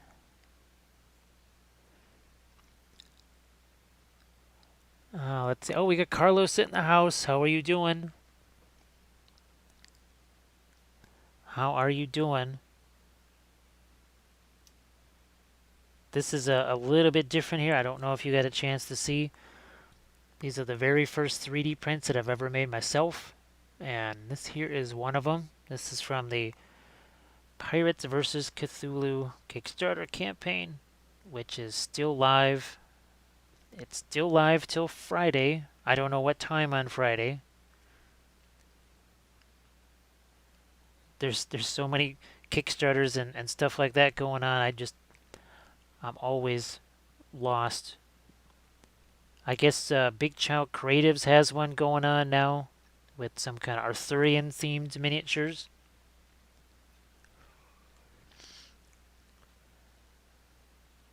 Oh, thanks, Carlos. I'm having me some serious fun with this here. I have wanted for a while to get into the 3D printing because there's just a lot of stuff that I need terrain-wise, if anything else. I thought even if I don't print miniatures, if I can at least print some of the terrain stuff that I need. And this is a combination of, this is the resin printer, but I also have an FDM printer now too. But just little, like light poles, street lamps for bolt action. If I could actually print like a couple of dozen of those myself, that is huge because trying to find those in 28mm scale is practically impossible. The best you can hope for is to find some 1/48 scale, and those ain't cheap when you can find them. Oh, Danny M's going back to work. Well, thanks again for stopping by. Here we go. I want to get more of a warmer red into her sleeves if that is possible now that we've gotten the deeper red over here. It's going to be a challenge because if I want the gold in her, I should probably call it a cutlass, I'm guessing. Yeah, I should probably call it a cutlass. If I want that to stand out, I can't let the sleeves get too yellow-ish.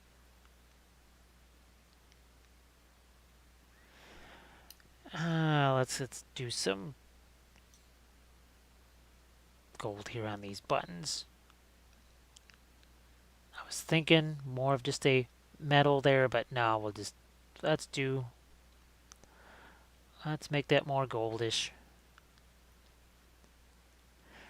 Let's see if we can't get some lighter stuff going on here. Speaking of golds, just want to get caught up on thing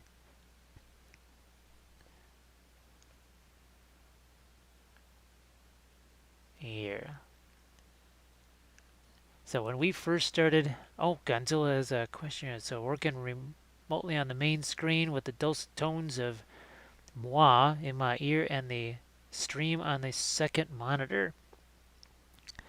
Actually, I was supposed to get an, an Amazon Fire Stick, which would have let me watch people's streams on a much bigger screen, because that's what Kathy does for some of her D&D stuff, so that she can see all the rolls and everything. And get me a little bit of an edge on that too.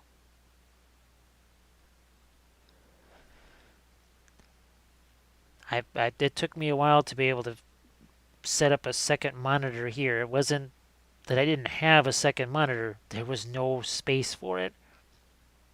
And actually, both monitors here are sitting up on top of shelving units. Let's see if I can't give her some kind of bluish green eyes, just for the heck of it. I haven't really had a chance to do something like that yet.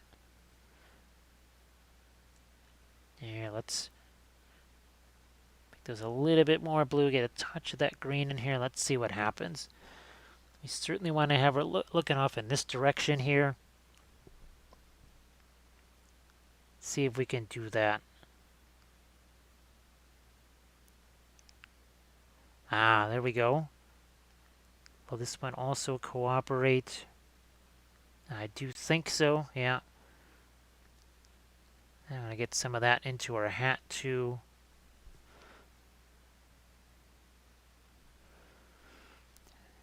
Do that a little bit of as a glaze there. Okay. So now we've got her some eyes, and you can see how we did our little trick where we just take that, just a big old blob of dark there, and then cut it in half with some like kind of a grayer, lighter skin tone color. So that way we don't have to draw out the eyebrow and the eyelid. It's just kind of there.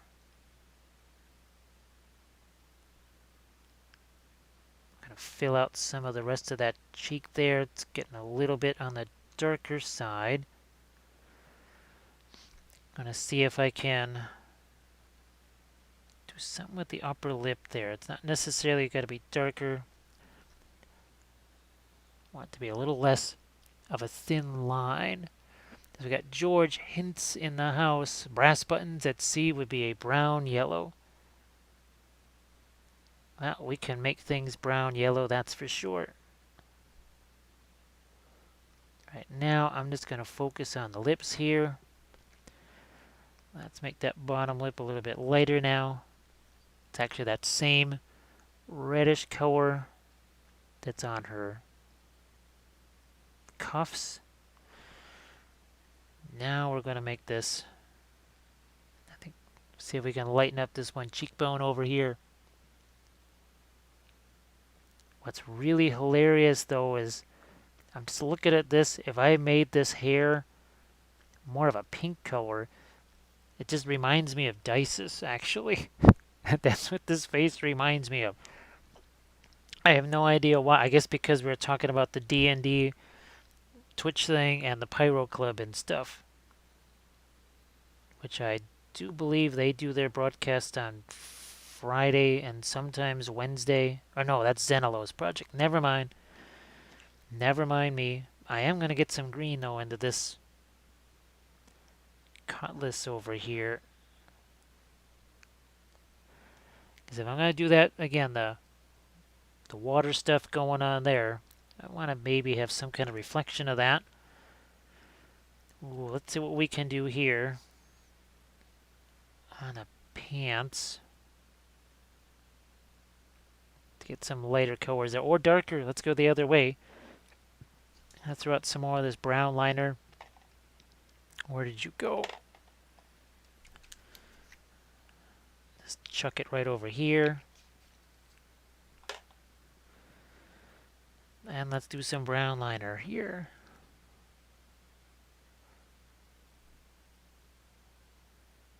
do some shadow type stuff. Like shadow things. Like this. I didn't really want these to get that much lighter. If you don't want to go lighter, there's only one other direction you got open to you.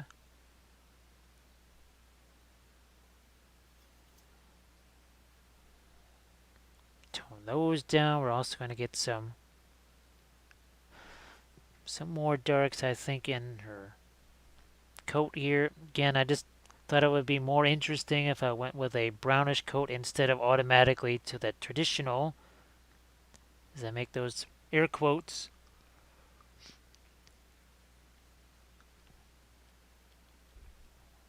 I'm going to get a touch of... let's get some darks here in the inside of this hat, just cause. Now the other thing to keep in mind that I'm practically painting this in the dark. If I was to turn on my regular lights, you would see, boom, that. So it would have the nasty gray bars of death. So I don't get to use all of my lights, sadly. Touch of dark there, and down here. I knew I was forgetting something over here. I was like, wait a minute. We need a little more shape there. Let's get some darks here.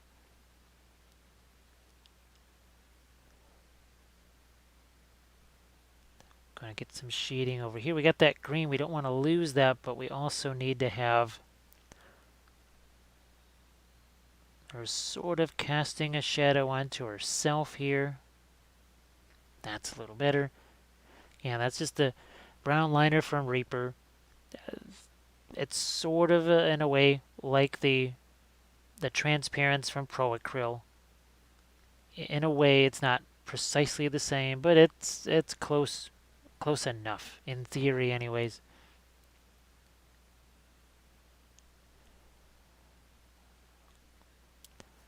What do I want to have going on here? I don't want this to look like it's metal gold, but just gonna, there. That's what I need. There was sort of just some lines there that were lighter, but there wasn't much shading that connected them together, and now I think there is.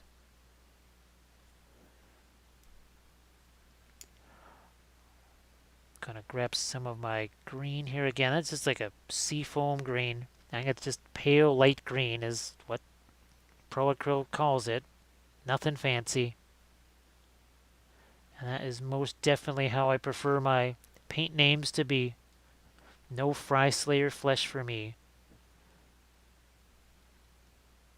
Hashtag plain names. That's what I want to start.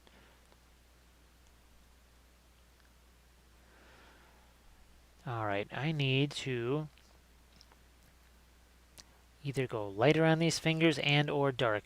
So, and this is something I keep thinking of right here. So 3D figures or 3D printed figures versus your traditional resin, metal, plastic, whatever. Most likely you got mold lines running right through those fingers. So I know, I've heard it said by some other companies that, let's see, George asks, do you mind what camera you are using? It's Yield 920. It's the usual 920, which, not long ago would have cost you about 53 bucks on Amazon. Now it's more like 250 something bucks if you can find one.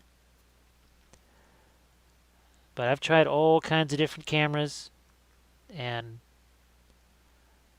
for the longest time the 920 has definitely done the job. I also have the Hovercam 8, which is actually this right here, my palette cam. That is a very ancient predecessor of the now Hovercam 8, which that thing now is about $600 if you can find one. But the Hovercam is one that I use for, well, being live at conventions, which, well, that's not going to happen anytime soon.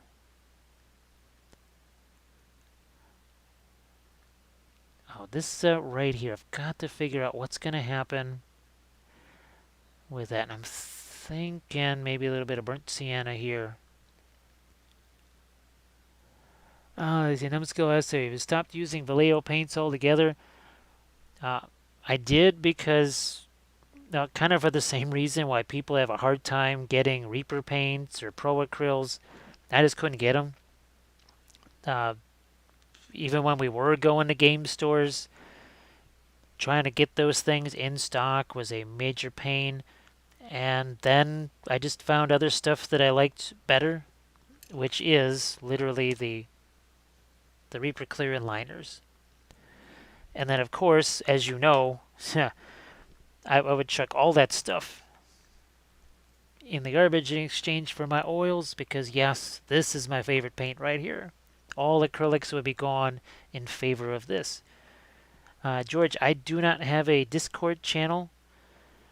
My wife just created one. We're playing around with her channel just to see what can be done with that and that sort of thing.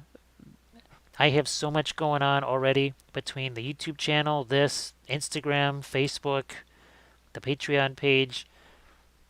There would be no way I could kind of keep up with all of that. There might come a point because actually I'm thinking the Discord channel could be handy for, well, in the eventuality that I ever get to live stream games of Bolt Action and Lord of the Rings. That could be fun, actually having a Discord thing where somebody could be saying like, "Hey, move this over here, move me over there." That could be an interesting thing. So that's all in the future at some point. Yeah, numbskull. Well, like, okay, this one figure in oils.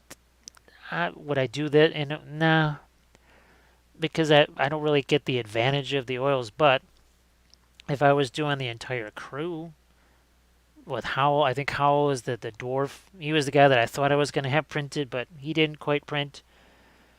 If I was going to be doing the whole slew of these, oh, definitely, I would have. I'd have the oils going and be working on all of them at the same time, and having a blast too.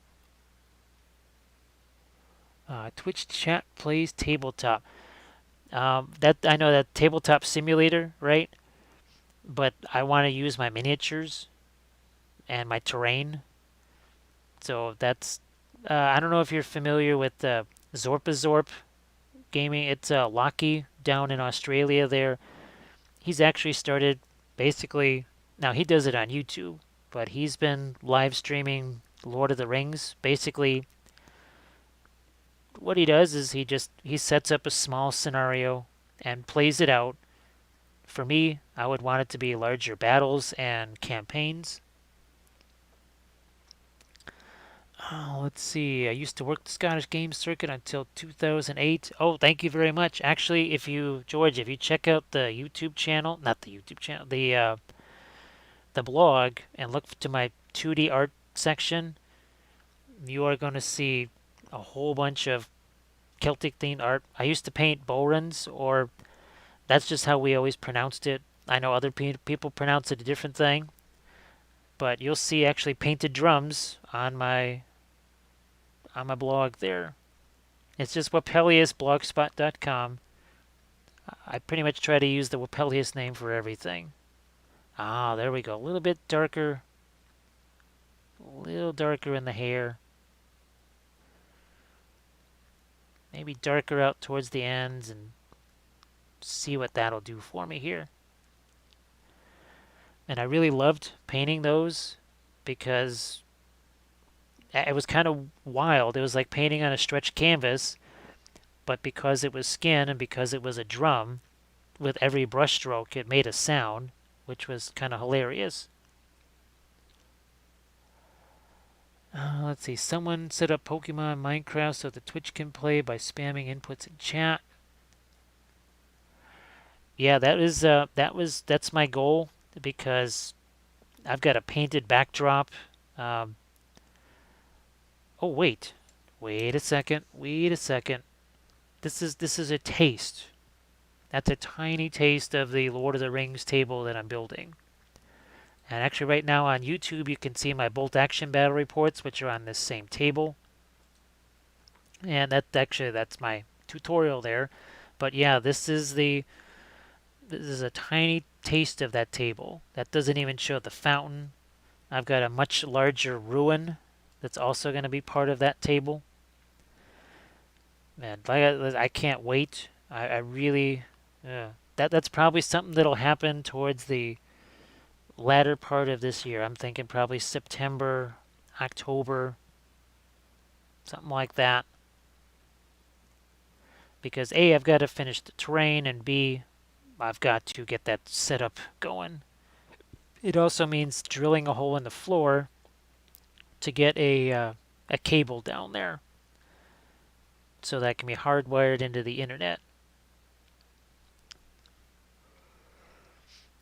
Oh, I used to sell Jim Fitzpatrick printing card. Yes, that was definitely one of the guys that I was following his stuff an awful lot. But let me see. I did paintings of, let's see, Maven Cuchulainn, Epona, the Morrigan. I did my Arthurian series too.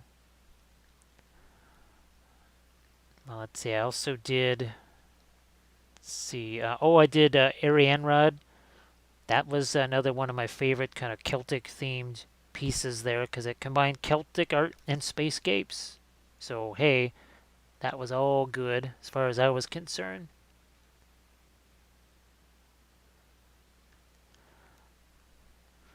So again, for folks that are new here, these are some prints that you'll see me painting. Actually, probably tomorrow and Friday, and this one right here. So these are from Green Stuff World. See these really nifty bottles and such. I'm gonna try and build a base. Geez, I might even do it on stream. Oh, that could be fun. But combining these bottles and this together. Oh, Dean's got to go and go deal with work. Well, thanks again for stopping by, Dean. It was great to have you here. Oh, let's use some of this. Let's use some of our faded ultramarine blue.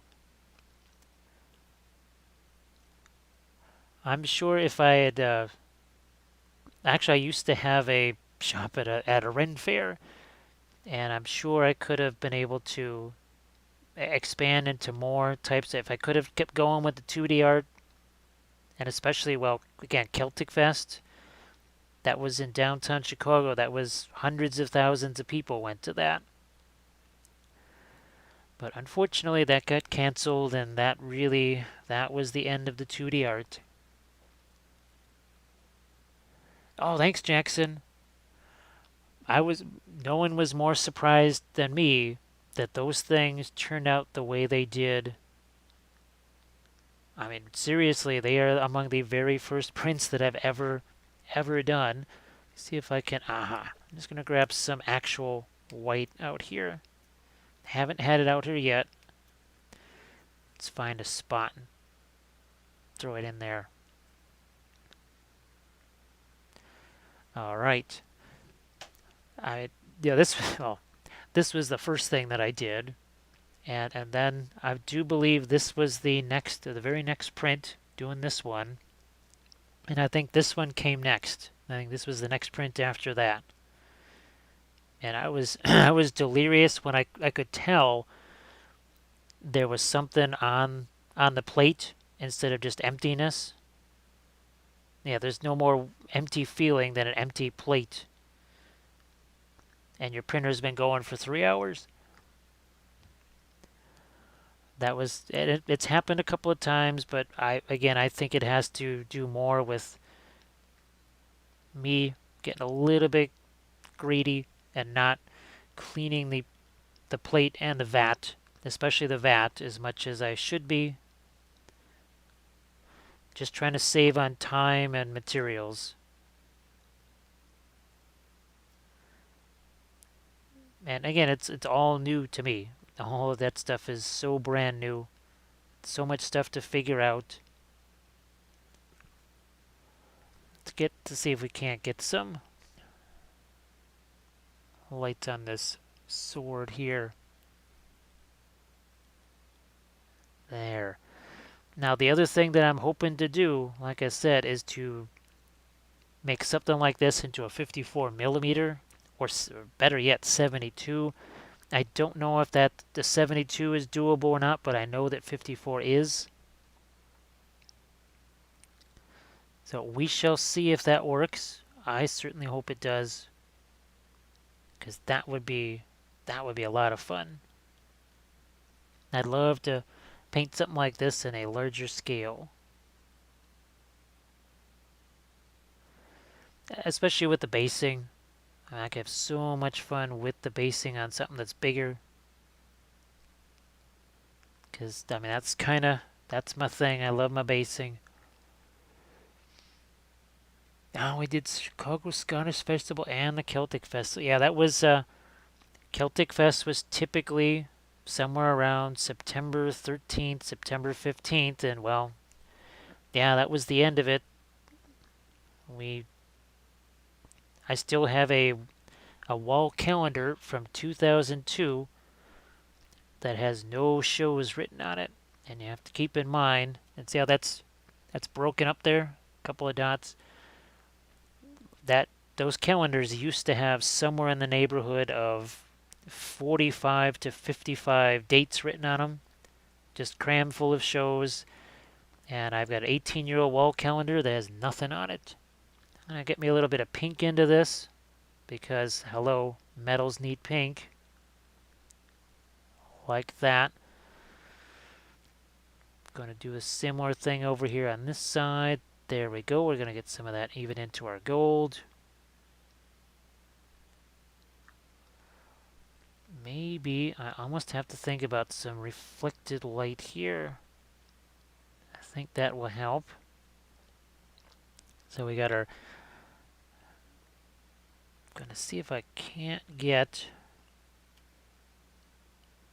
just another bit of light on her nose right here. Just wanted her nostril to be a touch lighter than it is, and then this side of the face. I don't know if you can see it, but that side of the face is a little bit dark. Okay, just added a little bit of a highlight to her lower lip.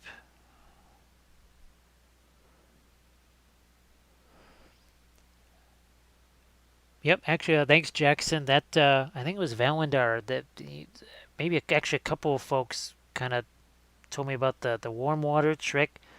So I will, well, wish me luck because if the prints go well, I can give that a shot tomorrow.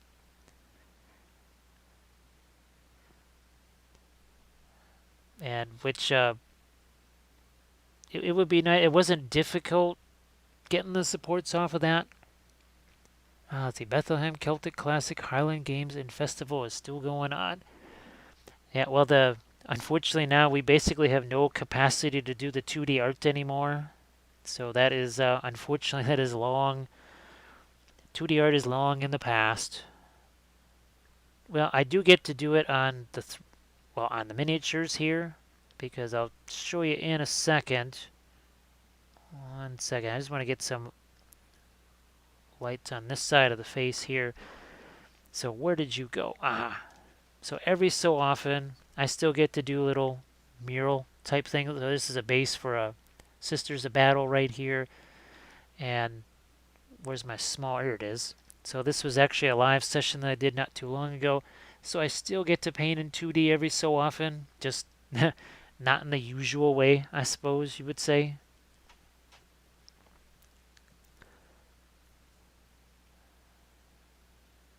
Now I'm just looking at that eye. I've got to.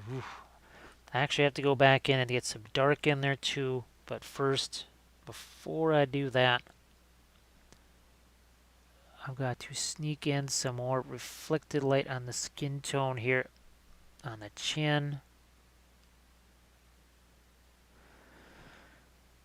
And now, ooh, let's take a little bit of the blue liner, red liner, and see what we can do here.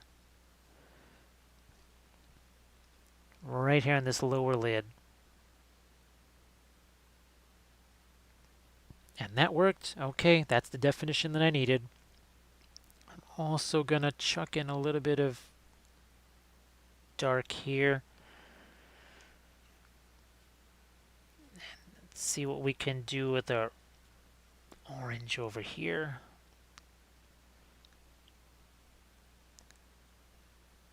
Because over here's kind of right there. Boom. Ah, that's better. That frames that face a little bit nicer there. Again, taking some of my off-white here. Going to mix it with that orange. And yes, the hat probably should be casting this in some kind of a shadow, but to emphasize and just bring more attention to the face, I had to kind of go against what maybe reality, so-called reality, would say.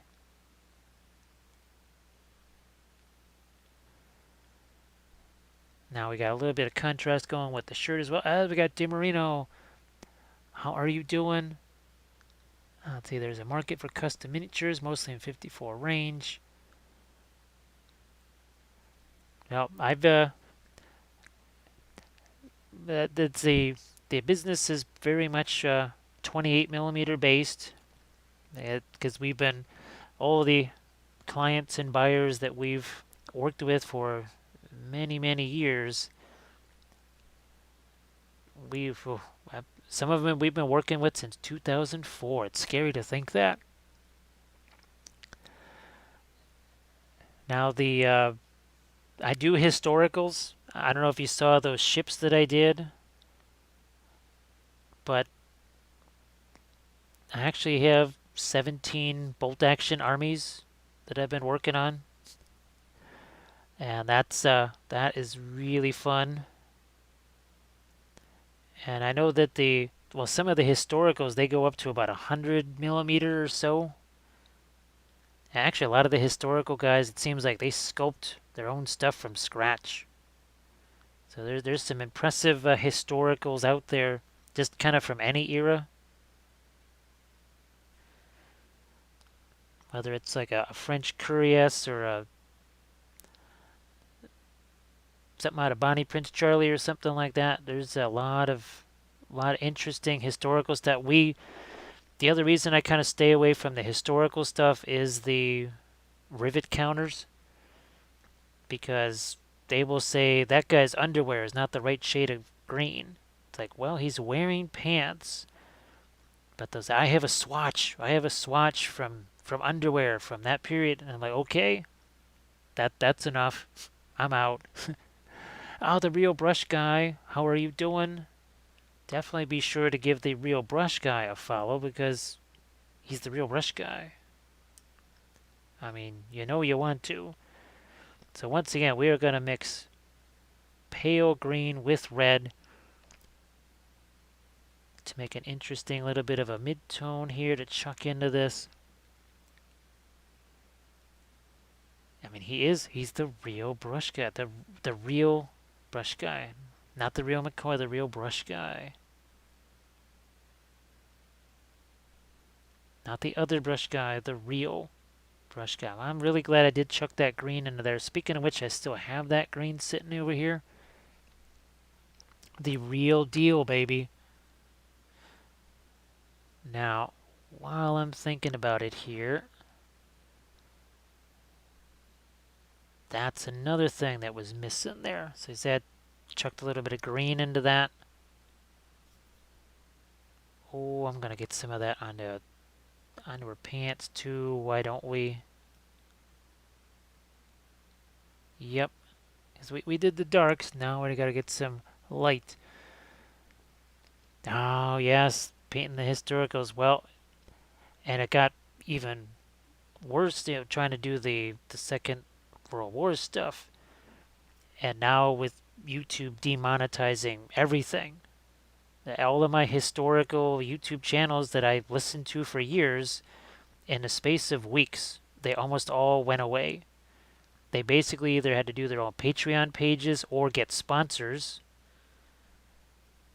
So now you actually have to listen to like a 3 minute chat about their sponsor. They try to be, how would you say, as original as possible and making it seem a little less painful to listen through. But yeah, YouTube wiped them all out. Let's see, Toy Soldier. Yeah, there is one in Chicago. I think it's typically October. It's either October or September. Nah, I think it's no, it's September. Yeah, it's gotta be September, I think.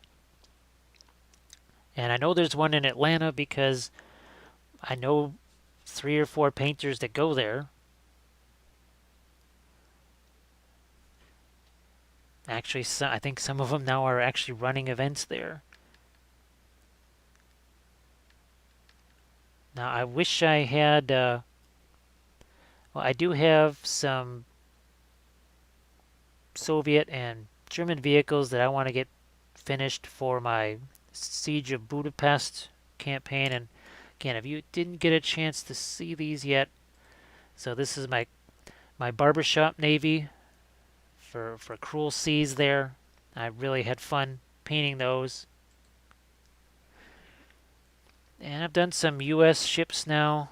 I've got a Russian, I think it's a mine sweeper. Yeah, because I did the German mine layer. And also a anti-aircraft ship. Well, I think DiMaria, you know why I started doing the Twitch, right? I think you heard the story that I went to do a YouTube live episode, and 5 minutes in, it just killed the stream, and it said I violated community standards. And I'm like, I was painting a Viking with no blood, no gore, no exposed skin or anything like that. It was just a guy with a shield and a sword and a cape, and they killed that. And I immediately then started doing Twitch. And ironically enough, actually, it was Joshua Davis. He does the Reaper miniatures stuff. He went to do a YouTube live, and this was unlisted. It wasn't even monetized. And they killed his stream, and then they put a strike on his channel. It's like, holy smokes. How much more drastic can you make it? Oh, yeah, yeah, you can imagine they would definitely dig those pirates. Now, this game actually comes with ships. I mean, literally 28 millimeter size ships. And as much as I love these things, I'm really looking forward to the ships because I used to, when I was 6, 7 years old, I would make ships out of modeling clay because that's what you do when you don't have model kits. You just take stuff and you try to make them yourself. I'm going to grab again my brown liner here. Let's throw out some more. Oh, right there. Let's start to get some darks over here on our rocks, and then we'll go back the other way and get some lighter colors there, and then we'll see what we can do with some sort of water effects here too. If I painted any of the Blood and Plunder figures, wow, fancy you should mention that. Now, I don't know if I can actually find the darn thing. Oh, here he is. Here he is.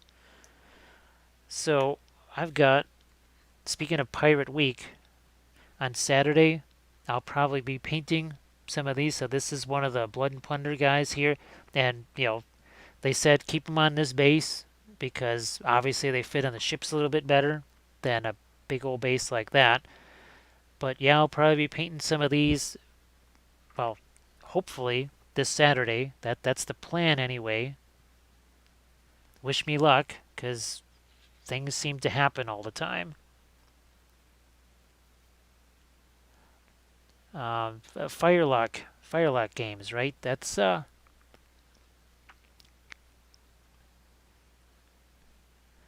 let's get some lighter tones in here now. And I'm going to stick with, I'm going to take some of that pale green here, mix it with that brown liner. Let's do something here on our rocks. Let's do that. It's also going to make her boots stand out a little bit more here. Going to use my finger to be able to do some blending and such. Actually, this was a live session, so it just happened. It was an automatic thing because there was no time. There was literally nobody watching or anything like that. It just happened live. And then I also had another one. It well, I was able to get a human review, and actually Josh, he got a human review too, and they restored his video, but it was too late. With a live session, if you kill a live session, there's no point. So that's why I stopped doing the live sessions there, because so I can't start one of those and have it killed. If they demonetize a video or something like that, and you contest it with the human review, that takes 2-3 days. Let me see. Oh, Firelight. They just released a World War One game with me. I don't think they told me about that one. I don't think they mentioned that one to me. They probably knew that I would get very distracted by that. As someone who has not just studied the Great War, but the interwar years.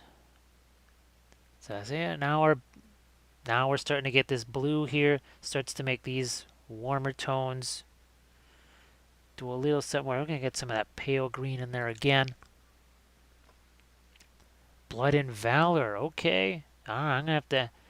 That they were sneaky and cheeky, and they didn't tell me about that. So now I'm gonna have to ask them. It's like, okay, guys, when were you gonna tell me about this?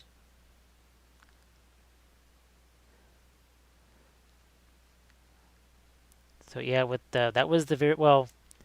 Let's put it this way: there's been more chat messages here in the last 5 minutes than I would typically get in a 2.5 hour YouTube live. So, I mean, to me, Twitch is just it's win on top of win. So I'm really loving the Twitch thing. It is so much more fun. Ah, yeah, because that pirate guy that you saw, that was actually a 3D print. Where the heck did he go?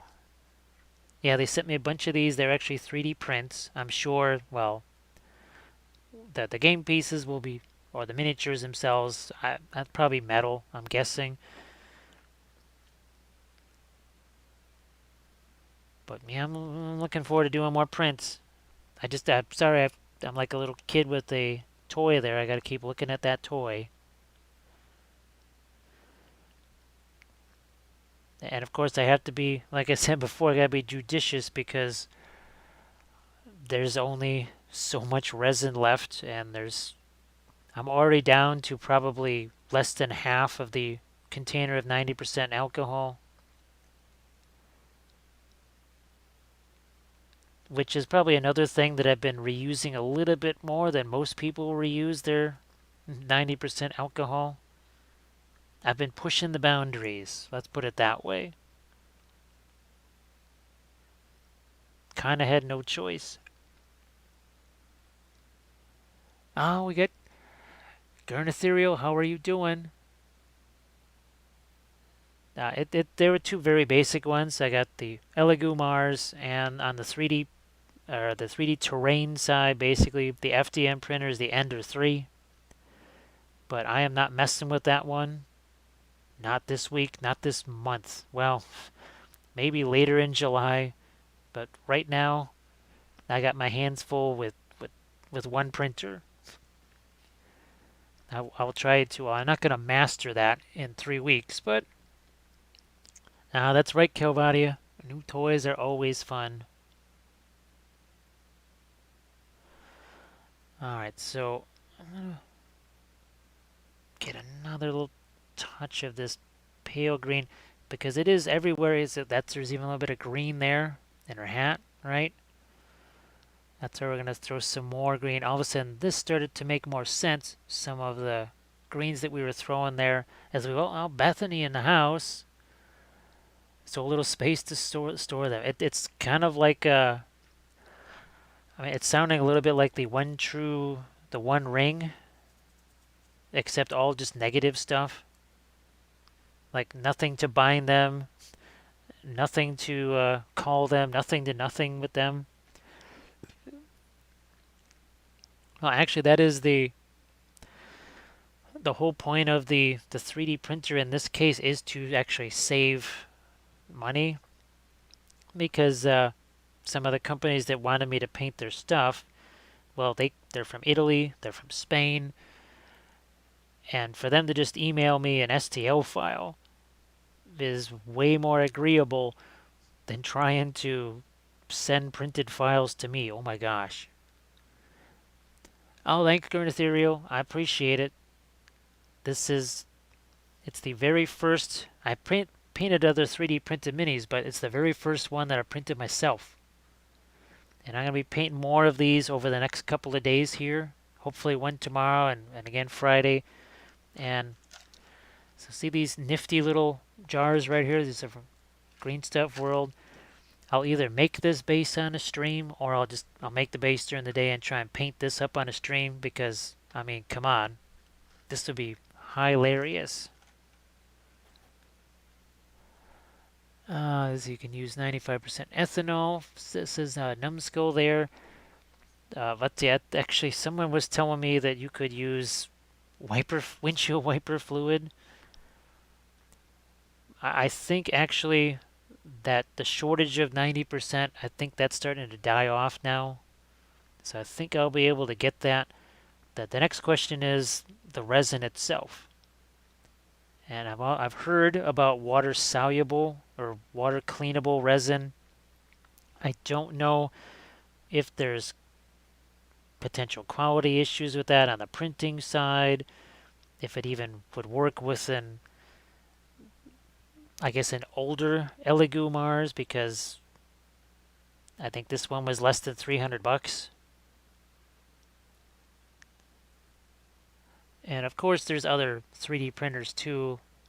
Let's see, looking at the Mars and maybe the Saturn. Yeah, I think I've heard of the Saturn one. Well, you never really just have one printer. You kind of start with one, and then you get to know, okay, I want this now. Which that's what I expect is going to happen with these once I've figured them out. So see what I'm doing? Now I'm starting to get some more of this bluish gray onto the coat here. I'm going to do that here too. So yeah, it's a brown coat, but you can see the highlights are a little bit different, and I'm starting to think about some texture maybe. Because I'm looking at that, yeah, the picture there's a little bit of texture in it. Nah, there's a problem with it. That's what I thought. I mean, well, it's just like, you know me and the water-soluble oils. I'm always telling people, like, look, just get the oil paints. You'll be glad that you did. Okay. Yeah, I'm starting to really like those bluish gray highlights there on her jacket. It makes the warmer grays there. Oh, let's not forget these buttons over here too. Let's not forget those guys. I'm gonna go back in here with some more. That's the blue liner mixed with some of the Reaper clear blue, and now it got really light really fast, and I'm just gonna tone it down a touch here.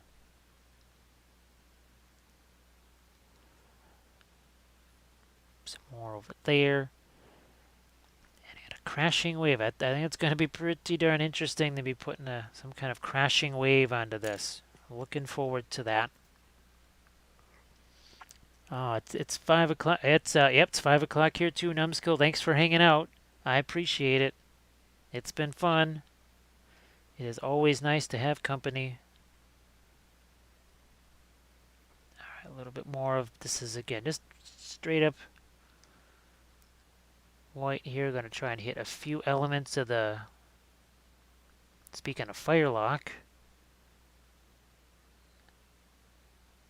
I think yeah, I've got to paint a little bit of her finger there on that trigger mechanism, and then I just go borderline pink right there. It's not intended to really be pink, but I have to make sure it stands apart from the sleeves there. All right, back to that lighter orange color there on those sleeves. Speaking of which, the kind of the frills on her sleeves there, I could have done those, I suppose, in white. But I think that would have been too much of the same. I would have been too close to the skin color. I think at least here, this orange separates that a bit. Back to this pink now. Let's see. George asks, what oils do you use and have you tried Humbrels? I haven't had a chance to try the Humbrel. Everything I've done has all been the Winsor Newton. So I will show you here. So this has been basically the paint of choice, and it's mixed with this to create stuff like, well, this. So I basically, and it's thin. No, there is no ratio. Some of them are thin more than others. All right. And I'll show you some of the things that we have done in oils. Like this guy right here. This was another live session that I did a while back. And you can see we had all kinds of fun blending and that sort of stuff going on. We've taken on more massive things with the oils too, like, oh, I don't know, that. That is a 1/2 size human head right there. I mean, it is a gigantic solid chunk of resin. I'm going to be turning that into a YouTube video at some point, but that's all in oils, and I use oils all the time, even for things like these. These were also painted entirely in oils. Actually, one of my very first live sessions. This was painted in oils. In another live sec, you can still watch that one. And here's another case of painting stuff in oils. So one of these is painted in oils and one is painted in acrylics. And actually this is the one painted in oils right here. Both of these are on my YouTube channel, so you can see what it's like. Yeah, that Caracolila bus, I think that's what it is, Caracolila or something like that. That was a wild time. I think unfortunately the first day of footage, the 11 hours or whatever, that got like corrupted somehow, but I still have the second day, about 4 hours of footage. So I'll try and turn that into a YouTube video somehow. Yeah, let's get to some brighter stuff going on with our rocks now. Let's really start to do some finer details. I also need a dark right here. So let me grab some of my blue and brown liner. We need some separation right over here.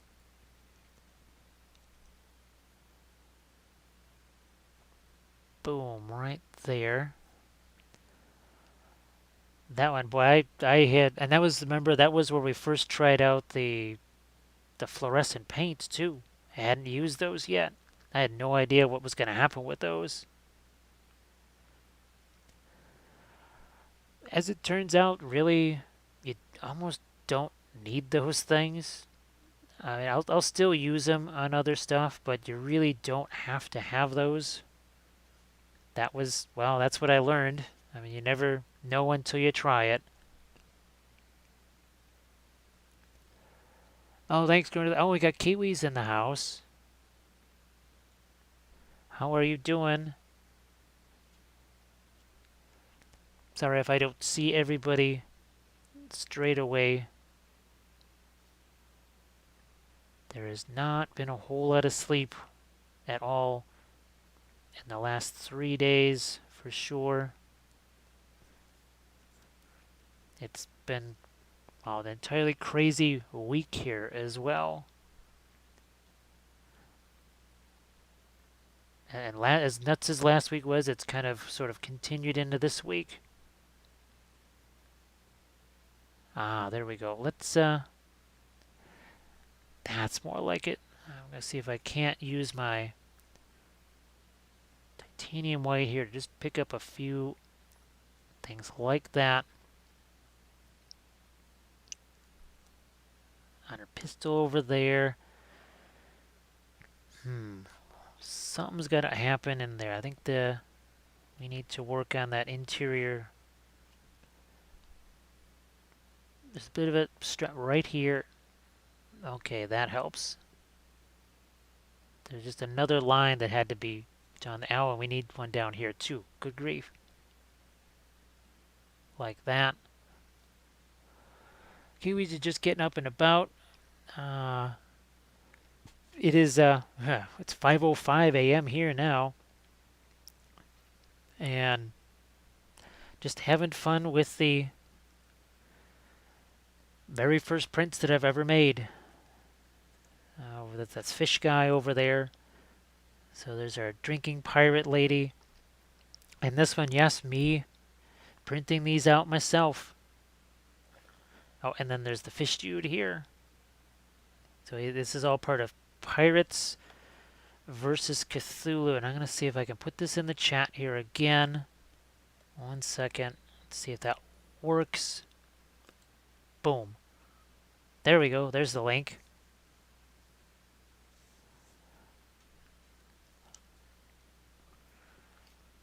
And check out the terrain and the ships. I mean, there are literally 28 millimeter ships that go with this. And then look at their Viking Terrain, which for me is going to be Rohan Terrain, which is another reason why I'm very glad I have the Ender 3. I don't have it set up yet. I have not used it yet, but I'm certainly looking forward to using it.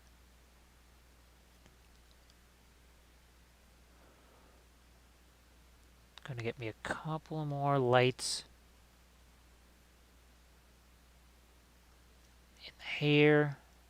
Yeah, let's do that in the hair. Why not? Hair's kind of got several different colors working it. Now it's going to actually have a little bit of that burnt sienna back into it. Right there. There. And I'm going to let this, some yellow get into this now.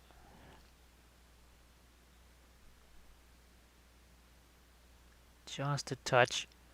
So I will be taking the advice of the kind folks that have said it's easier to get rid of the supports if you do the warm water thing. So I will do that for sure. Well, it depends on how many more good prints I get. I got really lucky there with a whole string of good prints. I hope that the good luck continues tomorrow, for sure. If it will it, I don't know. One can never know with a 3D printer. They have minds of their own. They kind of do whatever it is that they want to do. Oh, do I want to build up? I have to decide now in a couple of areas here, like on the hat. Do we build that up a little bit more?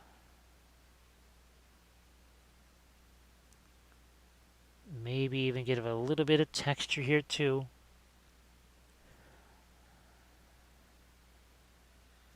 Let's take this and put into our blue. That's the faded ultramarine. Also have to keep in mind when you're working with the Pro acryls, they are going to cover more. especially more than the Reaper clear and liners. It's the nature of the beast.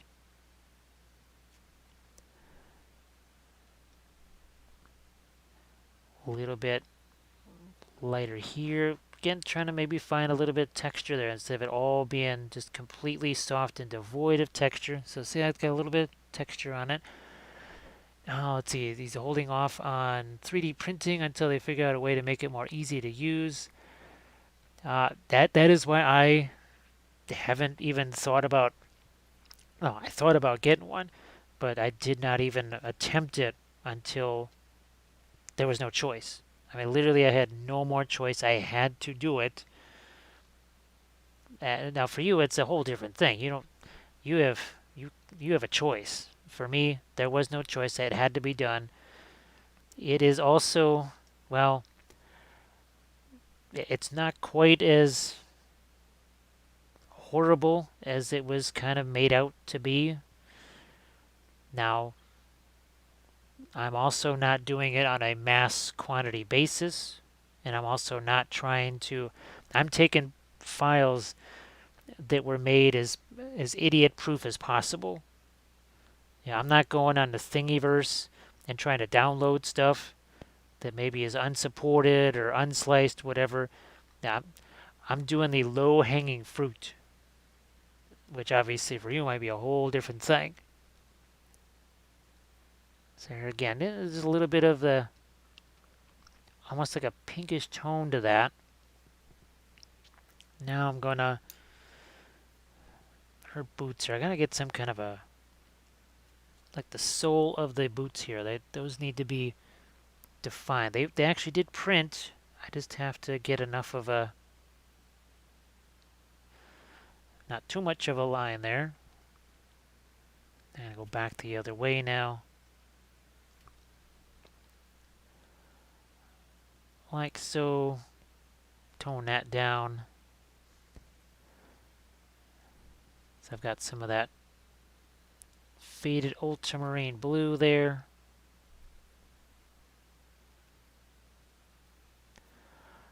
And now some of the stripe. I might hit some of these stripes again. That's the Pro Acryl pale green. No, not worth it for me at the moment. Plus they have over 1,000 minis. That's the what are they? The Shelf of Doom or the Shelf of Shame or something like that. For the miniature painters that have a bazillion unpainted figures.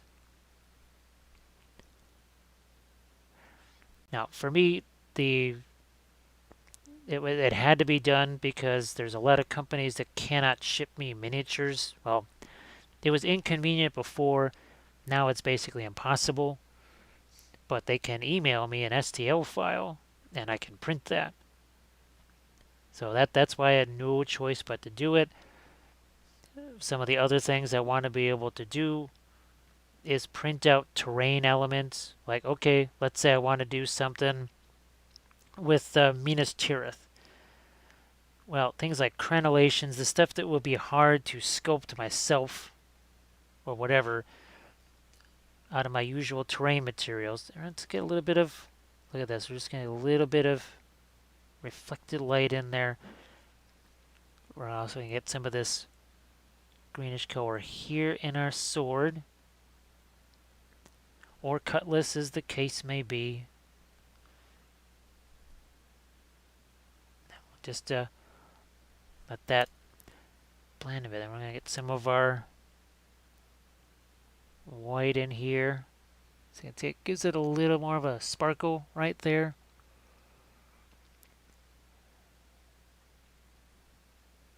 Man, lost count at 10,000. Well, there's a lot here. There's an awful lot here. Well, when you figure there's 17 bolt action armies, and there may be, I don't know if there's 17 Lord of the Rings armies, but there's going to be a lot. And like I said, that is the plan to at some point be able to live stream games of Lord of the Rings. When that's going to happen, I don't know. But I do have, I have an Elgato Stream Deck. That's the other thing. That's yet another thing I've got to figure out how the heck to use, is one of those. I'm going to get just a couple of light hints here on this face, which again is it's fantastic. Let me look at the details on that face. You can see actual eyes in there. It is fantastic. Not only 14 undead armies. Yeah, and I really do love, well, the one that I've seen you working on. That is a fantastic one.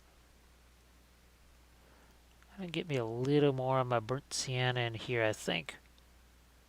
Especially on the interior of that now. Let's work up, yeah, let's get some of that up here too. So it's less of a, that was just kind of a line there. Now it's got a little more stuff going on. We're gonna get some more of this. Again, that is our burnt sienna. Just loving the fact that it's just a regular name. It's not something weird. No Fry Slayer flesh for me. Let's see, and I paint the same periods in multiple scales, 28, 18, 20. Yeah, well, that's kind of the fun thing, right? Where you do more of a map based or strategic based thing with the tens, and you just the bigger the scale, the more, what did you say, tight in the engagement is. So that's it. Oh, I actually I have Hexen Hills. Remember we were talking about those? I can print those out now, but I'm trying to make a Lord of the Rings map out of those for some kind of a campaign type thing. Well, and then just the fun of being able to paint those on stream and then play with them on stream, literally. That would be very fun.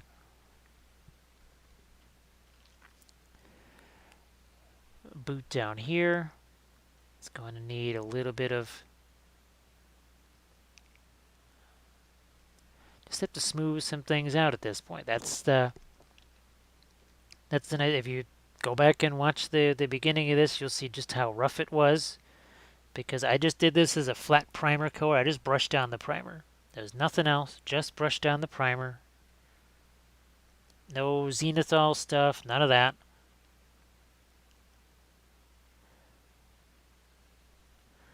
I need to work in, I'm going to get this green be a little bit more of a yellowish green here, I think.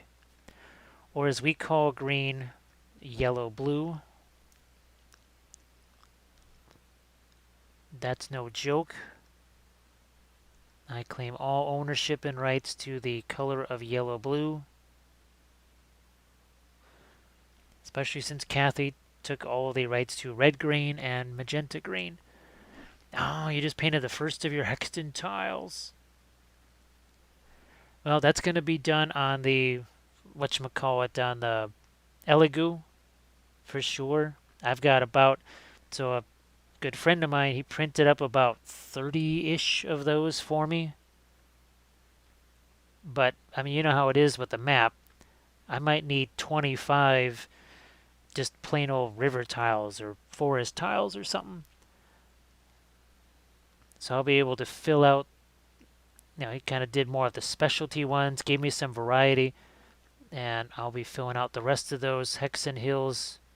Well, hopefully myself. That's the plan anyways, as I get reflected light on these buttons here. Gotta do that.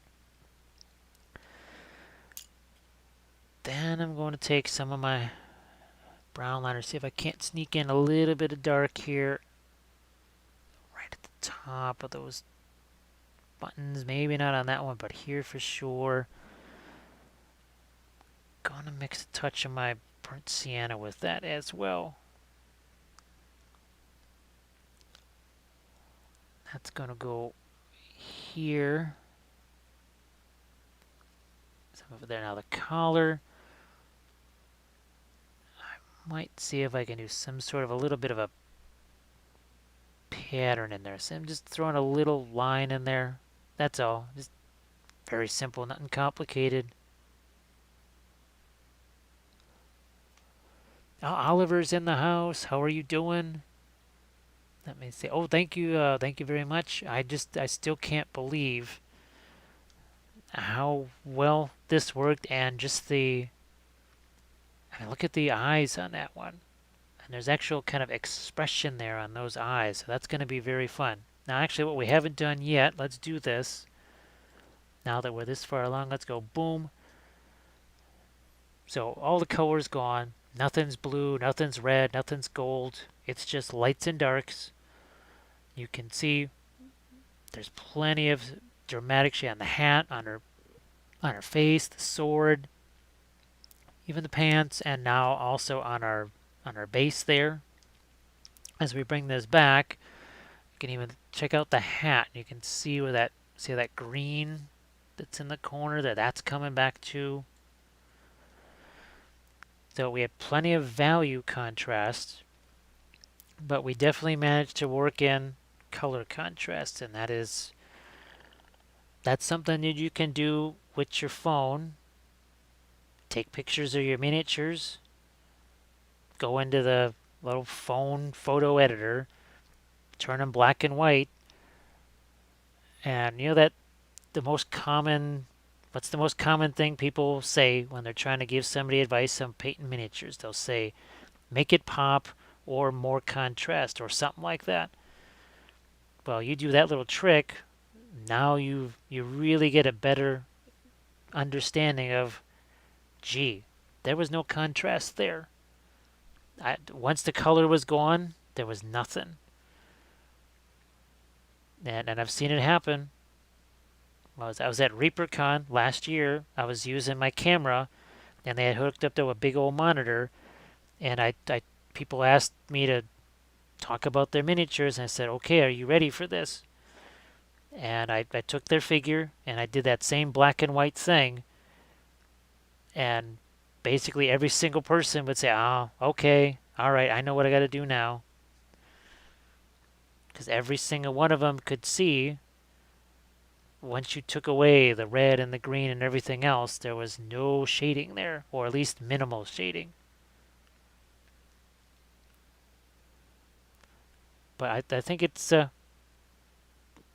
again, something that everybody can do. Now, most of you probably aren't doing live streaming, so that's a different story, but you can do it with your own stuff. Just take pictures of it, like I said, and then go in and kill that color. Speaking of which, I want to get some more of this ultramarine right there.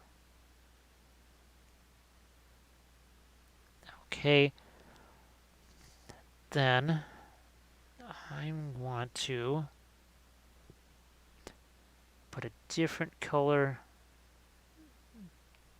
there. Can't be on all this blue here and not be reflecting on, if that's supposed to be a metal button or something like that.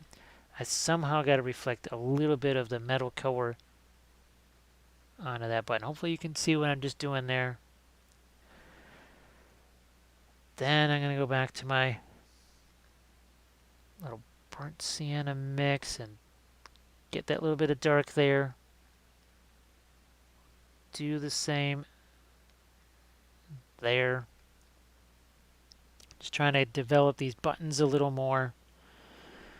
And then, oh, we got to do something with that.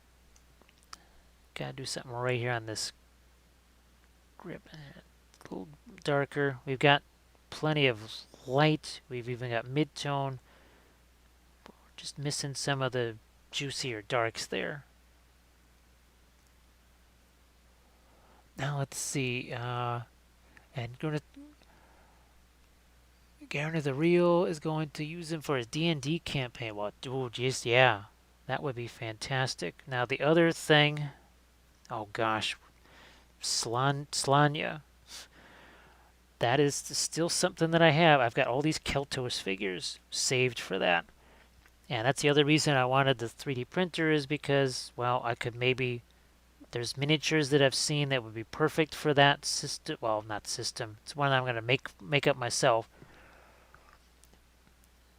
It would actually be more of a war game type of a thing. But I'm hoping to be able to print up some of those miniatures too, as I'm going to get just another touch of dark there. And heck, I'm going to make these sleeves even a little bit darker here. Practically giving them a horizon line. Ooh, that button needs...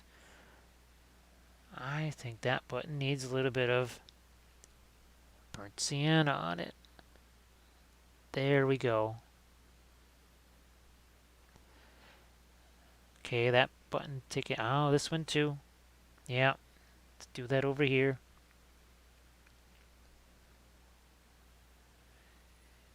Good enough. Okay, I've got my orange back over here.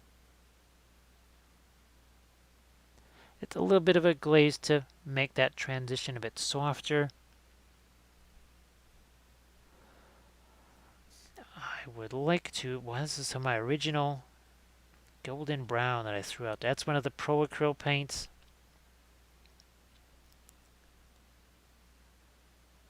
That's just going to bring out a couple of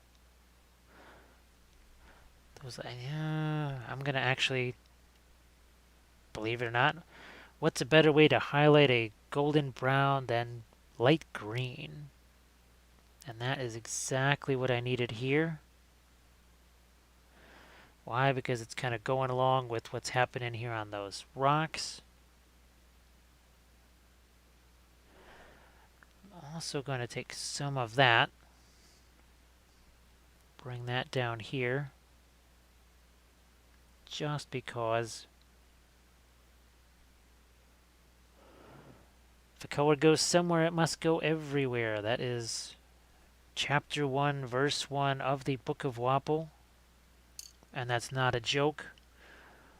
I am deadly serious. Nobody jokes about the Book of Wappel, the ancient tome. If a color goes somewhere, it must go everywhere. And yes, for those in the chat, you can redeem a reading from the Book of Wappel, from the Book of Knowledge. And oh, gee whiz, I'm gonna have to, well, somehow I'm gonna have to watch my latest tutorial video because I think I came up with 2 new chapters for the Book of Wappel. That's not a joke either. I do need some lighter things on the little stripes on her pants here. Because remember, we darkened those down with that glaze. But I don't want to kill them completely. I think we got them good here. You can see we've got... Yeah, I'm going to get some of the...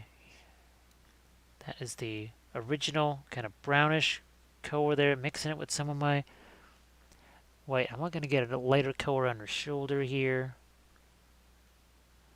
And I'm also, I don't know if you can see it, but see the dots that are happening there? A little bit of stippling. So I'm trying to give this coat some texture now.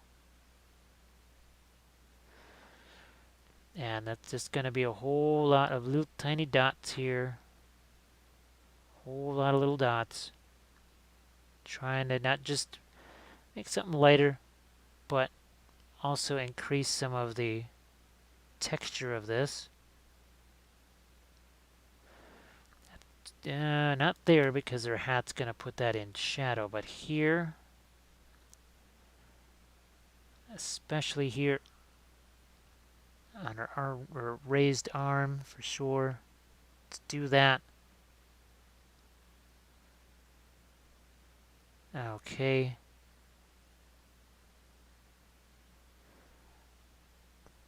And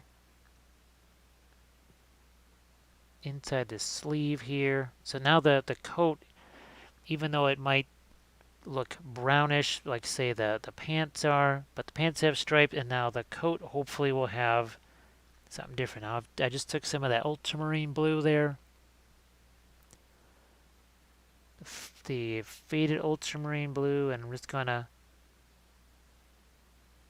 Again, little dots here trying to give this some hint of a texture. That's all the rage these. It's what all the cool kids are doing. They're all putting texture on their stuff.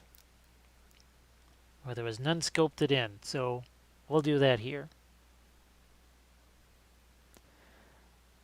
Again, over shoulder there. Thinking where these folds are. Let's do a little bit more. Couple of different grayish browns. I'm going to do some more of the those stipple type things over here on this arm. Like so. And then over here. Like this. Because there was not much happening there. Now we don't just have some more light and dark, but now there's actually just a little bit of texture going on. At least hopefully there is. Okay, couple of more of our, yeah, some lighter things there. So I'm liking it. The face has a little, there's even hints of purple in the face there. That is also good. But before it gets to be too late, because it's already 5:31, maybe we can play with a little bit of our water here. So again, for those that didn't see this earlier, so the heavy gel gloss, we might even mix some of this in here to get some of our foamy water. And this is usually going to have to happen in multiple layers, but we'll try. So this was actually several layers here. This is another one of my Patreon videos here, all about doing water effects and all of the waterfall. This is the same stuff that I use for icicles, obviously, but it works great for waters and for waves. So what we're going to do is take a couple of our craft brush type things here, like that, and a smaller one like that. And I'm just going to get myself a little container to put that in. 1 second here. Like that. Now the thing is, it is when it dries, it's going to be like this. It's going to be clear. When it is right out of the container, it's going to look like that. So it will, believe me, it does dry clear. However, you got to get there first, and that means trying to put some on your miniature. Alright, let's start with this. Now you can build armatures as well. I've done that. Really just kind of cut up one of these things, and you could even melt it with a, oh, would you say hair dryer or something like that. But check out what you can do here with this. And move this out of harm's way. So you can see,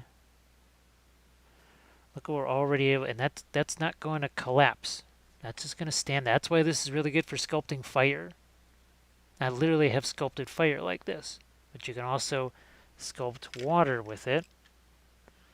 So let's do that.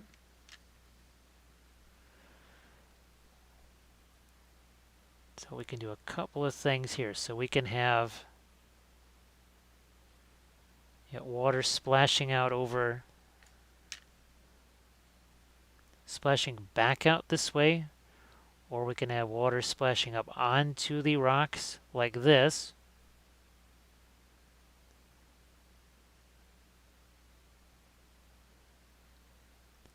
Just pull this, you literally just drag it right over.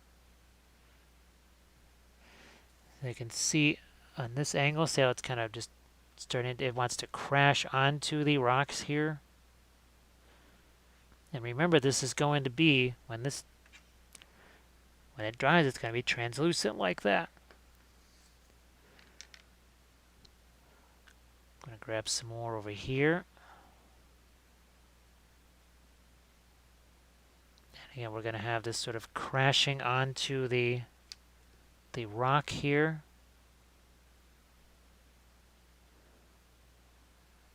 So there's just like some water getting up there too, maybe. You could even potentially have something like this where the water is maybe falling down here. So we'll just have it go like this. And then down. The other thing you can do, now you gotta make sure you got clear or clean water for this. So let me see if I've got a, that's not clean. 1 second here. I'm gonna find myself a relative, here's a clean container. So that's clean. Gonna get some water in here.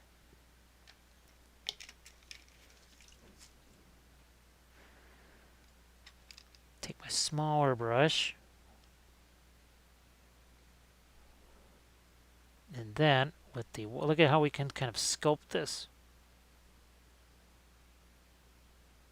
See how we're sort of sculpting that water to be kind of coming down the side there. Here, let's smash some water in here. And we can have it actually kind of coming out this way now.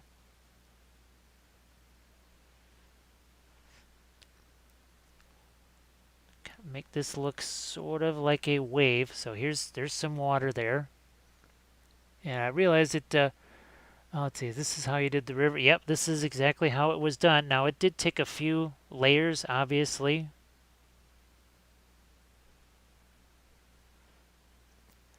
Because you can only make this stuff so thick. So you can see we've got some water now. It's kind of going up on top of the rocks here. We're going to have this water sort of flowing down. And again, you can use it for other things, like icicles. You see those hanging off of my logs here. It's the same exact material. Here, I'll just, there we go. I think you can see it now. Yep, just pushed it around with the brush. That's all I did. That is it. Here, let's get some more of our water there. Now remember, this is not going to dry this. It's going to dry like this. Now what I did here to see to get that semi-little white foamy type stuff, I mixed the Valhalla Blizzard with that. And that's what gave me the foam type of a look there. So now I'm just going to actually, something like this maybe. So we got water that's going to be crashing onto the shoreline here. Or maybe it's just roiling on the side, so maybe that looks a little bit strange, just that.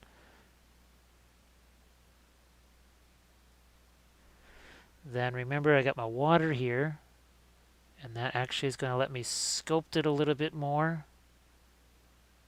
It's a little less sharp now.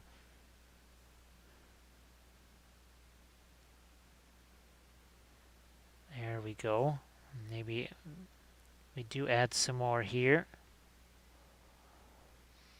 Let's see. How long does this water paint need to dry? It will depend on how thick it is. So this is thick enough here. For the thickest part will probably take some hours to dry, maybe 3-4 hours ish, something like that. The thinner it is, like if you just do something like an icicle, that's going to be pretty much clear within, I don't know, an hour or so, maybe less, maybe in just 45 minutes.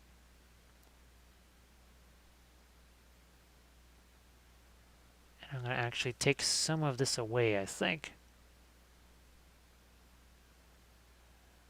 Yeah, just going to steal some of that away.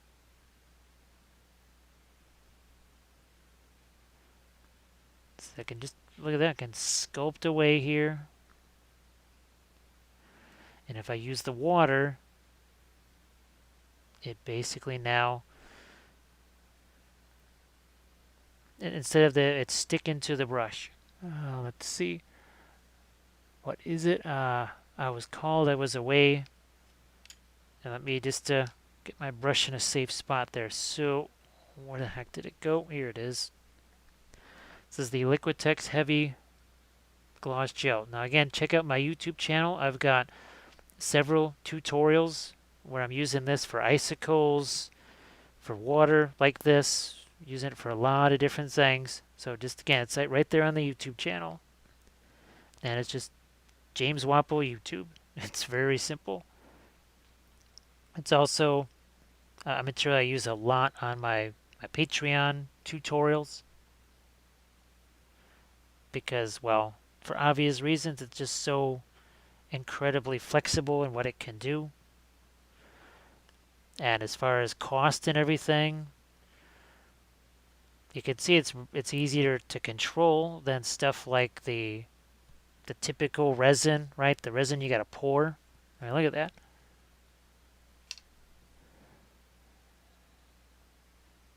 Now, this is typically not really used for this in the so-called real world, or at least the non-miniature world. If you look at my terrain board on the blog, you'll see. Now there's for this table right here, I made a big old river that goes with this. There's a big river that runs in, and it was mostly this stuff that I used to do the water on it. Why? Because it wasn't going to run anywhere. It was going to stay exactly where I wanted it to be, instead of running all over the place. So here's some more of our splashing water.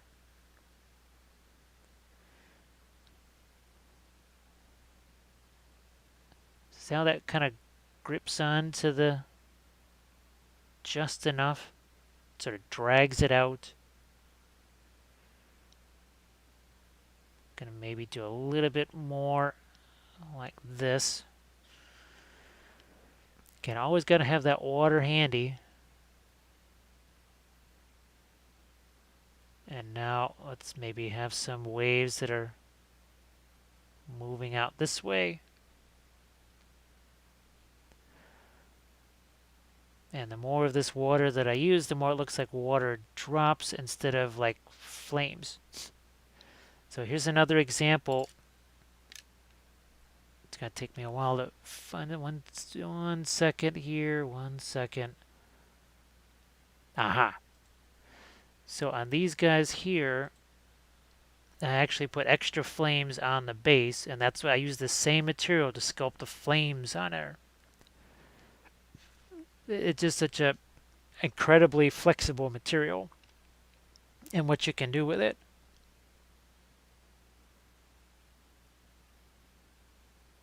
You can, like I said, I've sculpted fur with it. I've even filled gaps with this stuff. I've actually filled gaps with it. Because mold lines that run through fur or hair, those are a pain. All right, I'm going to see what I can do here with this. Again, just taking my water here, using that to sculpt it. And if I don't like it, I can just get rid of it. That's the nice thing.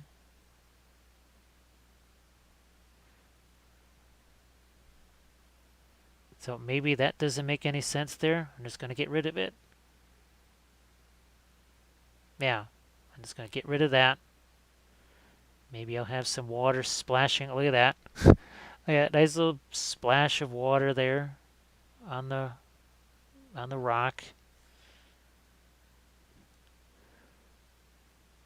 And then I guess by the time I'm hopefully awake a few hours later today, this will all be nice and dry and I can take some pictures with it.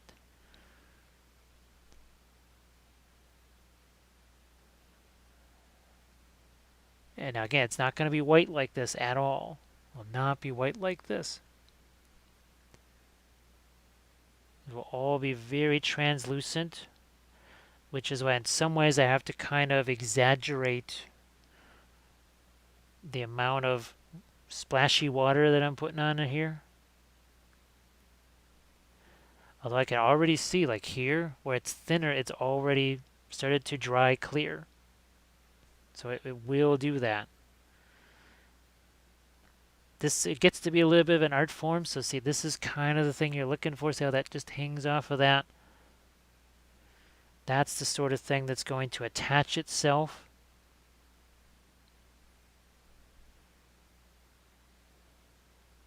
Oh, I don't know, like this maybe. Sometimes I just use my finger as a staging area here.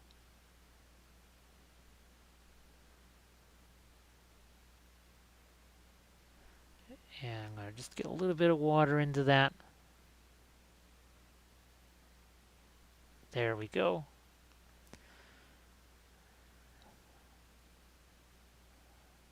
Again, I'll kind of stage it on my finger here.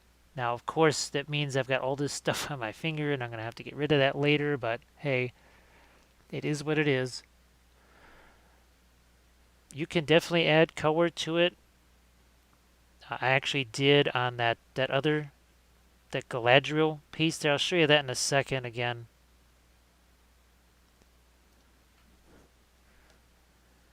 So on this,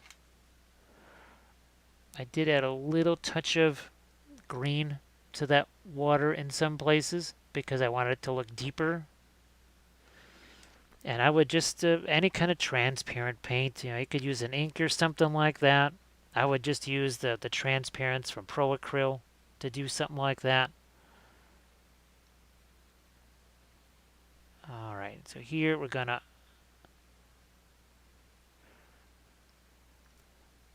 you can see how the waves are coming off of this now. So I had to build this up. Now, you could take more time to build it up if you want.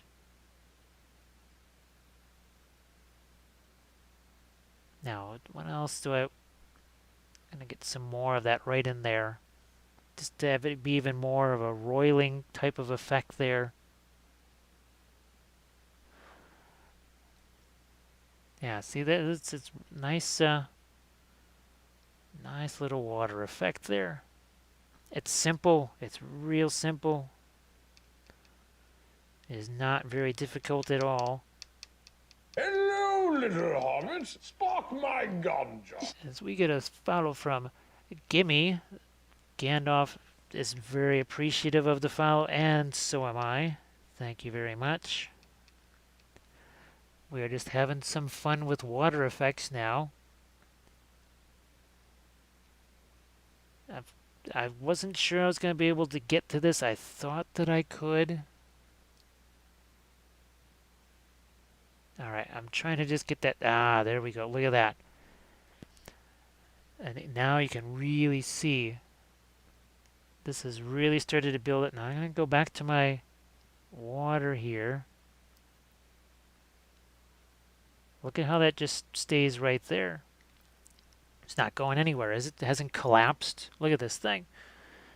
Look at that thing just sticking right out there. What pourable resin is going to do that for you? Besides, well, none really. And there's no support on that. It's supporting itself.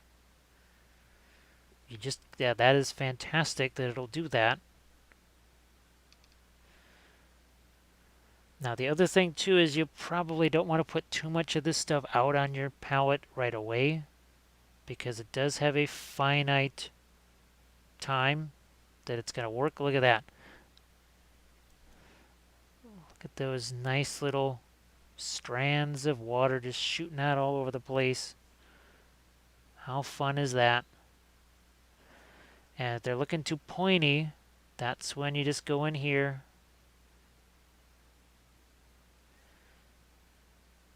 But I can already start to tell that that one is kind of starting to solidify there.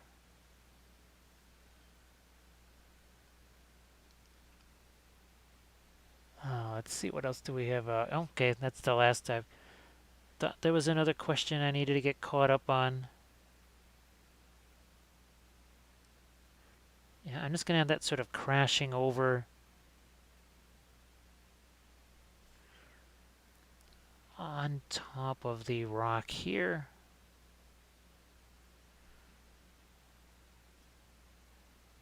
Again, I'm going to add a bit of water here. Push this around, and the nice thing is that once you get a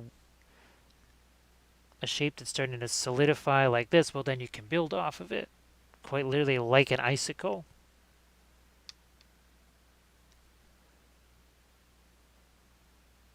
Here, let's that'll give it some more support. Gonna cut some of that down there and then move it out this way. There we go. See, I'm taking it and sort of rounding it out this way. I realize that it's all just a mass of white right now. Maybe I could cut down on some of the lights or whatever from one direction. Let's see if that helps a little. All right, so I think that cuts down a little bit on the light that's shining. I'm just gonna move this over here where I can actually get to this thing.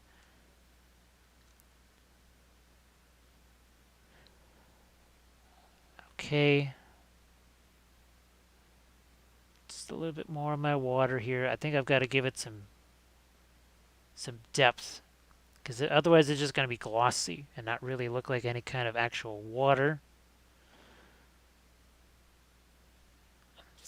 Thinking, yeah, this is so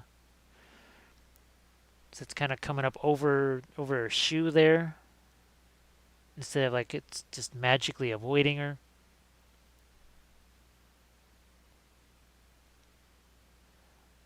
All right, so we've got ourselves some more where we can maybe build. Let's see if I can build off of this. It hasn't quite solidified. I'd probably ideally wait 20 minutes or so to build more off of this.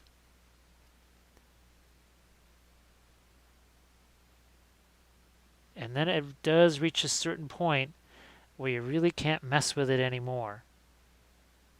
It really does, yeah. As much as you like to keep building off of it, sometimes it's best to just, now there we go. There's another little successful layer added on. There we go.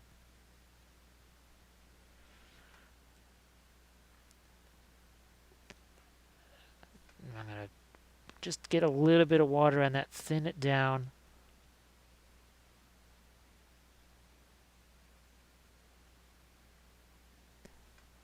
A little more, thin it down.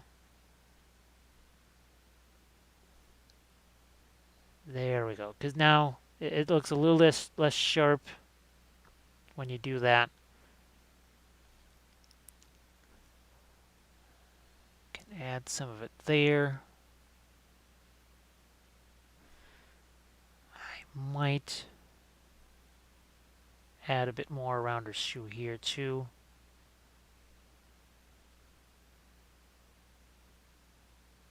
Okay, like that.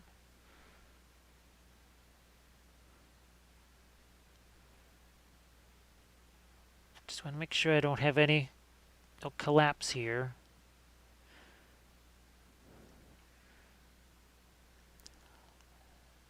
And I might also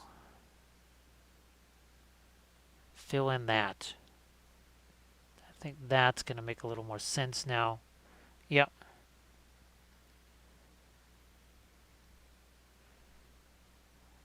There's already some areas of this that are starting to turn a little bit transparent, which is very cool. I'm glad to see that.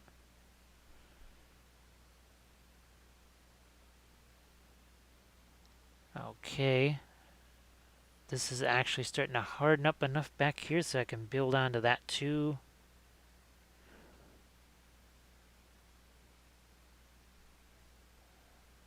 All right, that's good. I'm glad I was able to get that one over there and have it stay.